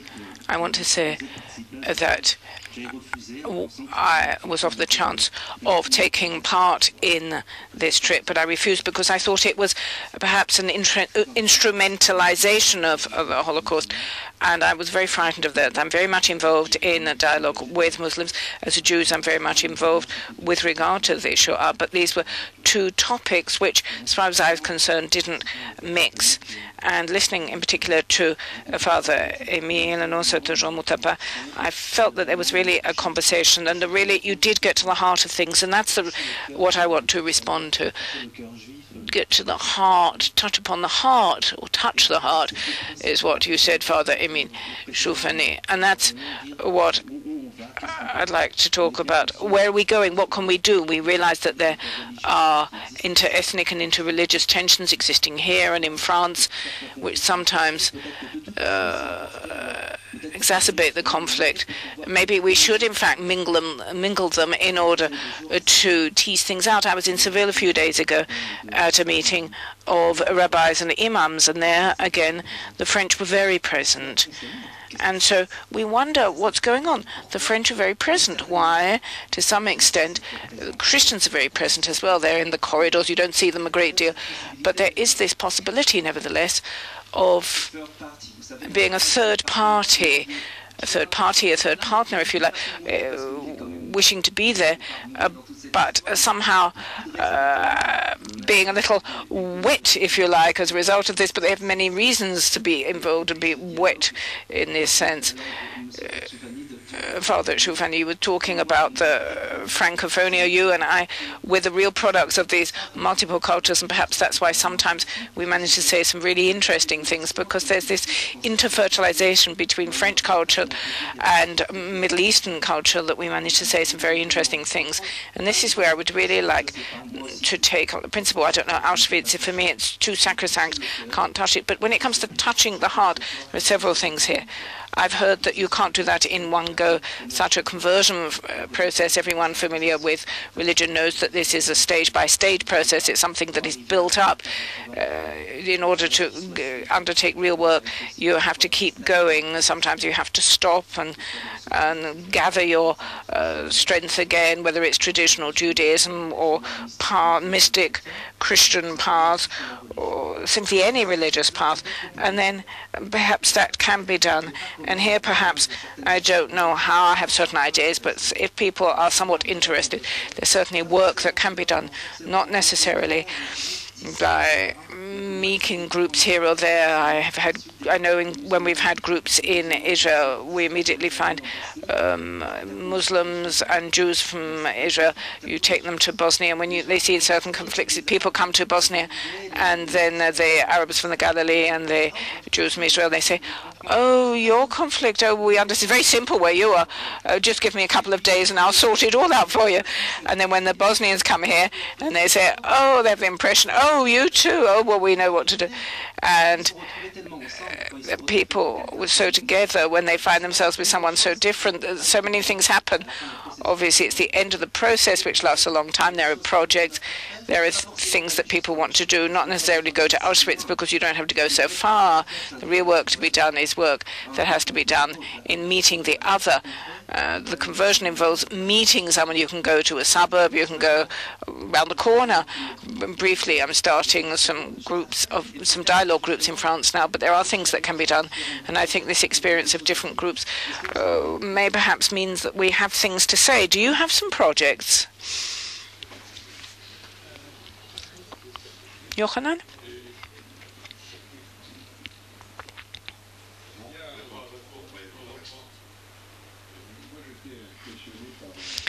I was very struck by one of the things that was said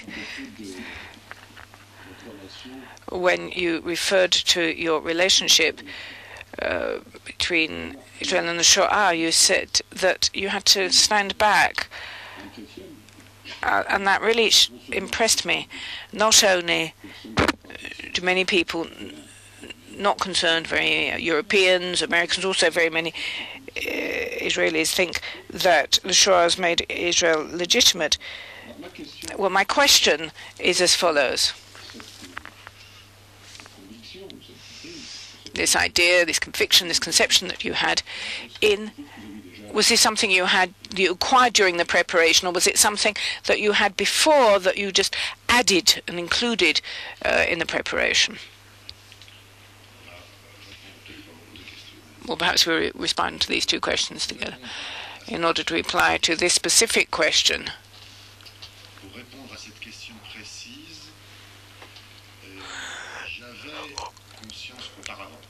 I was aware in advance of the interiority of political Zionism and of its legitimacy before the Shoah, how it existed before them. But I have an admission to make. It was very difficult for me to admit this publicly. The discussions were of such a nature, not because I was embarrassed or ashamed of anything. I've always been a fairly straight talker, generally speaking, but it was a question of me saying to myself that when it came to those who didn't understand me, I had to proceed slowly, slowly. And because the word Zionist has become almost an insult in certain circles, unfortunately increasing numbers of circles, not just Islamic ones, also Christian ones, and even among certain Jewish circles, there was a problem of communication, I would say. Since this trip and all the meetings that we've had, the trip was just in the middle. Well, the important thing was, in a way, what happened before, and afterwards you will have understood that, the dozens of meetings since. So I understood that we really had to grasp the bull by the horns. I've written articles about this. We had to grasp the bull by the horns then, particularly with regard to the Christian world, because a particular kind of progressive Christian world, which has been the ally since the Shoah, whether we're talking of Protestants or progressive Catholics, the ally of the Jewish world and even of Israel, over the last, say, 20 years, things have been drying up. People have been becoming disenchanted. I must say this very much hurts me when I hear Protestants, who are the heirs of the major spiritual resistance of those great Protestant figures who saved thousands of Jews and who, out of a sense of justice, have fallen down from one step to the other down a criticism of a certain policy, which I think can be criticized, of certain Israeli governments, criticism of the Jewish state, the Israeli state as such. Have gone to criticizing the legitimacy of Israel, and even sometimes, because the Jewish world shows its solidarity with Israel, criticizing certain qualities that are attributed to the Jewish world, such as pride. So if these people are still prepared to go out and demonstrate against Jean-Marie Le Pen, but they don't realize that what they're doing is conjuring up again chimera, and it's on the basis of that awareness that I've said to myself, well, we have to tackle and attack the question at its roots, and we have to say, we must assume the word Zionism. Zionism is the patriotism of the Jewish world. It's totally legitimate, even outside the issue of the Shoah. After that, there are political criticisms that can be leveled at the actual implementation of Zionism, but that is basically my response. And to reply to this gentleman briefly, well, we can't talk about all the projects. Well, there are projects, but it's a question of availability in France, at least.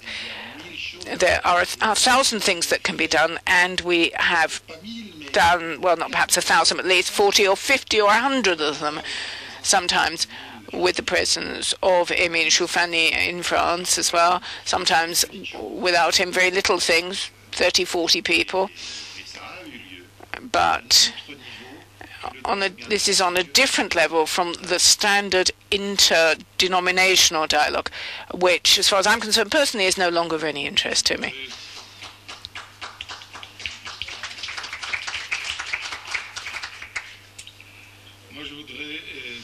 I would like to say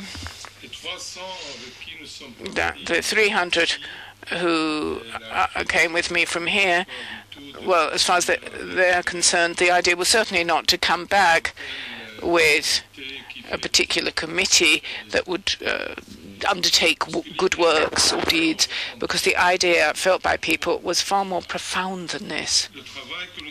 The work that we undertook was to go, first of all, to the Ministry of Education. So it's a different way of looking at things, and a different form of education, a different way of listening, which is not just specific to the Shoah. Everything that we went through was the possibility of changing, profoundly transforming, a conversion, a metanoia, if you like, in order to say we can, through education, change our relationship with students, with pupils, with every student. And therefore we had meetings with the ministry here, and they did listen. They provided us with carte blanche as far as the regions were concerned. The North, Beersheba, we've had symposia, study days with those responsible for pedagogy, with those responsible for the schools.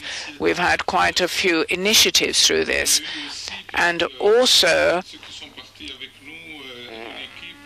those who went with us included a team from Shefi, those responsible for the pedagogical advisors at schools. And these are the vital people in any and every dialogue.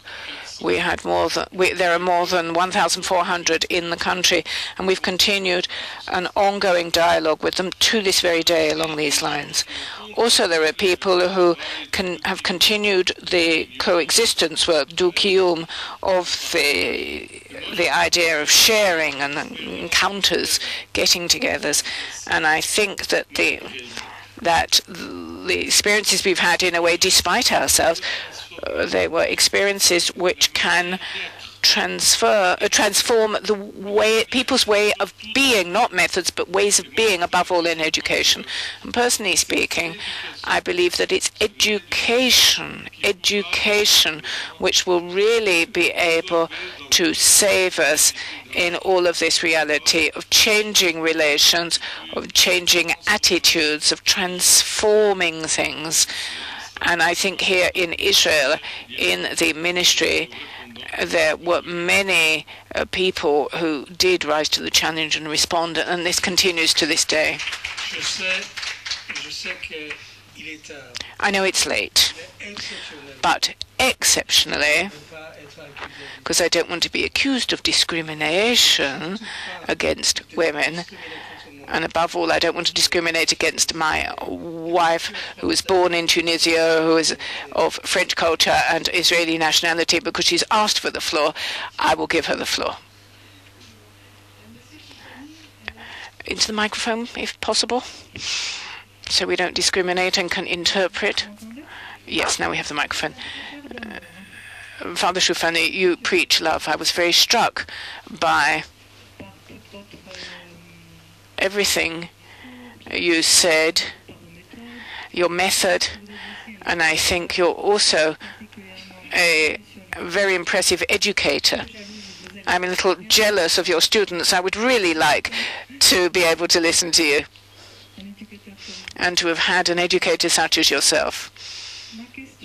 My question is really most specifically directed at the French ambassador. There are those who preach love, such as Father Shoufani and others we've seen and heard here. Don't you think that something has to be done with regard to those who preach hatred? Because just to speak about love, I don't think you can change the world with love. There is a vast amount of hatred around us, and I think that it's absolutely vital that something be done in order to put an end to this, to stop this hatred, not only in Israel, as you know, among the Palestinians as well. You know that hatred, whether the children and babies are nourished on and nurtured with hatred. But there's hatred that exists practically everywhere in Europe as well, and this is why I'm speaking to you directly, Mr. Ambassador. Hatred of the Jews, hatred of the West, hatred of the Europeans of Europe, of America, and so on. Don't you think that those who preach hatred should be punished, should be sidelined, so that those who preach love can do their work in peace? Well, first of all, I would like to speak not as ambassador, not as an ambassador, but as someone brought up as a Christian. And I certainly have recognized Father Shoufani's essentially Christian message. Obviously, what he said was very moving. That really echoes all of my Christian upbringing. Secondly, as far as the struggle against anti-Semitism is concerned, France, as you know, since January 2003, since the Lalouche law, has had a whole series of laws that enable xenophobia, racism, and anti-Semitism to be combated, and that's what we try to do. In particular, with regard to the problem of Muslims, the problem that we have is that, to some extent, we haven't really got French Islam, or we don't have any group of French Muslims. For example, during Ramadan, when we should be having the imams who are speaking being French imams, but we don't really have them. And for many, many years, we've had preachers coming from Saudi Arabia, and they wanted to preach a Wahhabite form of Islam, and that doesn't certainly contain the same messages that we would like to have spelt out. It's difficult for a secular state, this dilemma, but we've been trying to encourage the training of real French Muslims and French imams.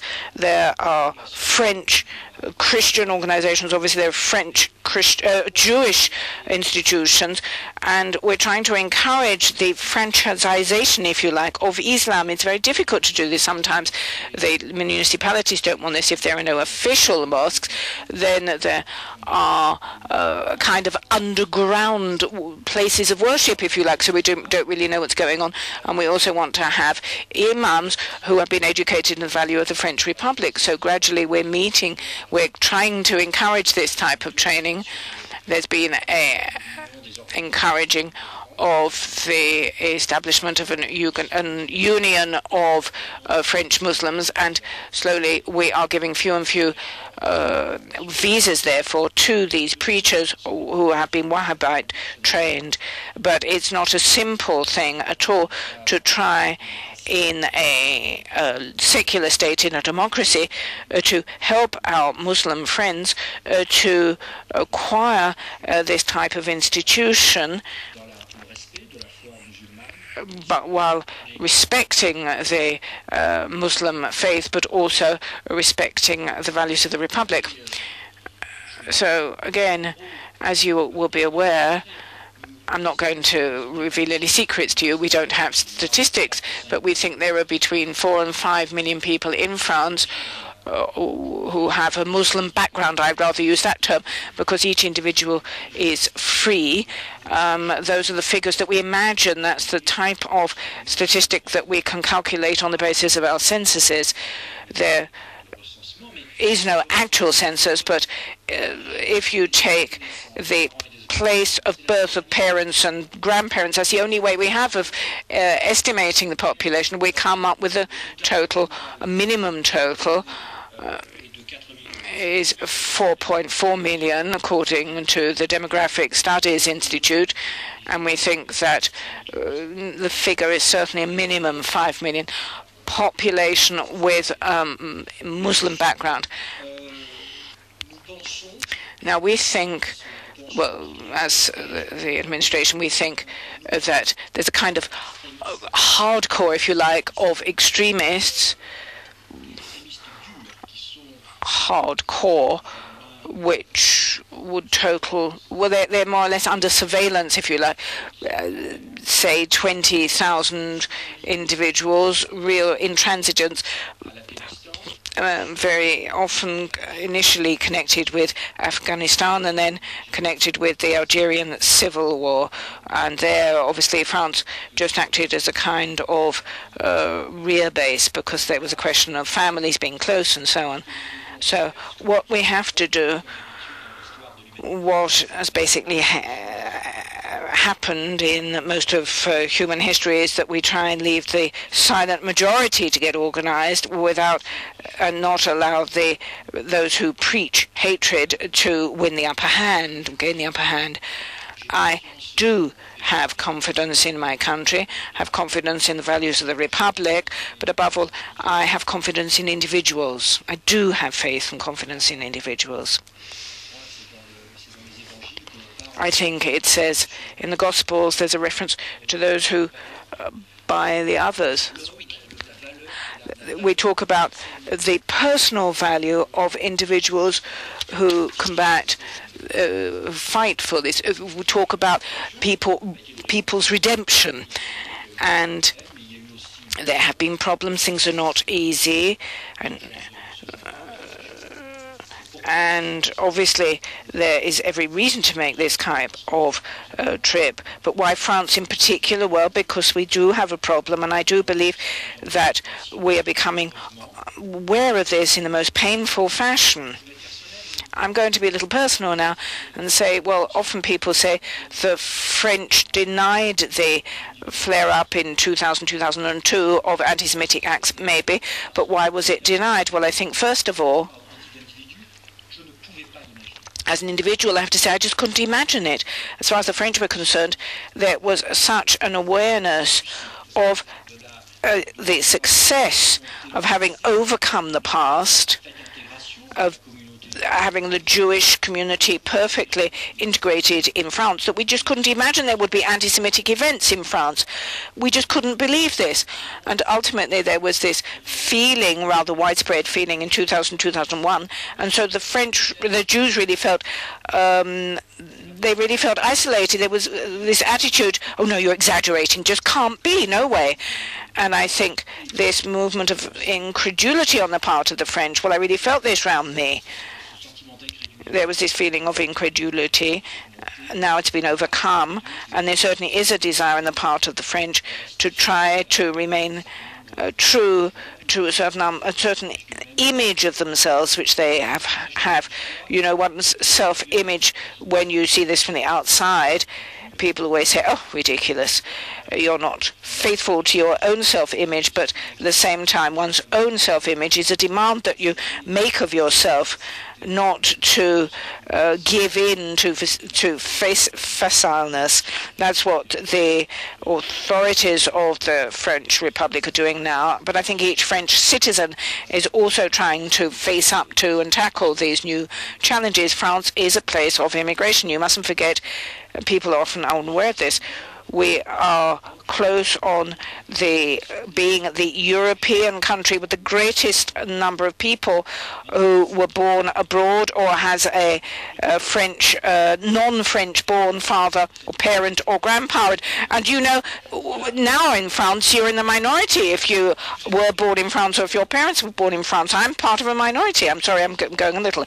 But in 37, 38, what was my father doing? He was waiting for the Italians going out of the school because they were the fascists, and he was 12, 13. So, you know, immigration is never easy. Integration is never easy. Integrating the French Muslims in France is not an easy thing, but the integration of the Italians wasn't easy either. That of the Poles wasn't easy either, of the Portuguese.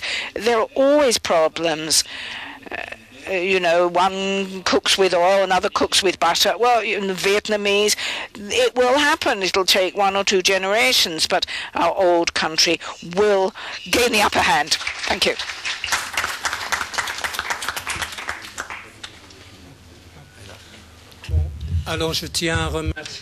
I'd like to thank the 4 participants, the Vice President Bercovier, the French Ambassador Jean Mouttapa, for his fascinating presentation, and Père Shoufani, Father Shoufani, for having been here and encouraged us on this road of brotherhood. And I'd like to express thanks to all those who have remained here for more than 2.5 hours to listen to us. I'd like to thank my assistants in the center who have made this evening possible. Thank you very much.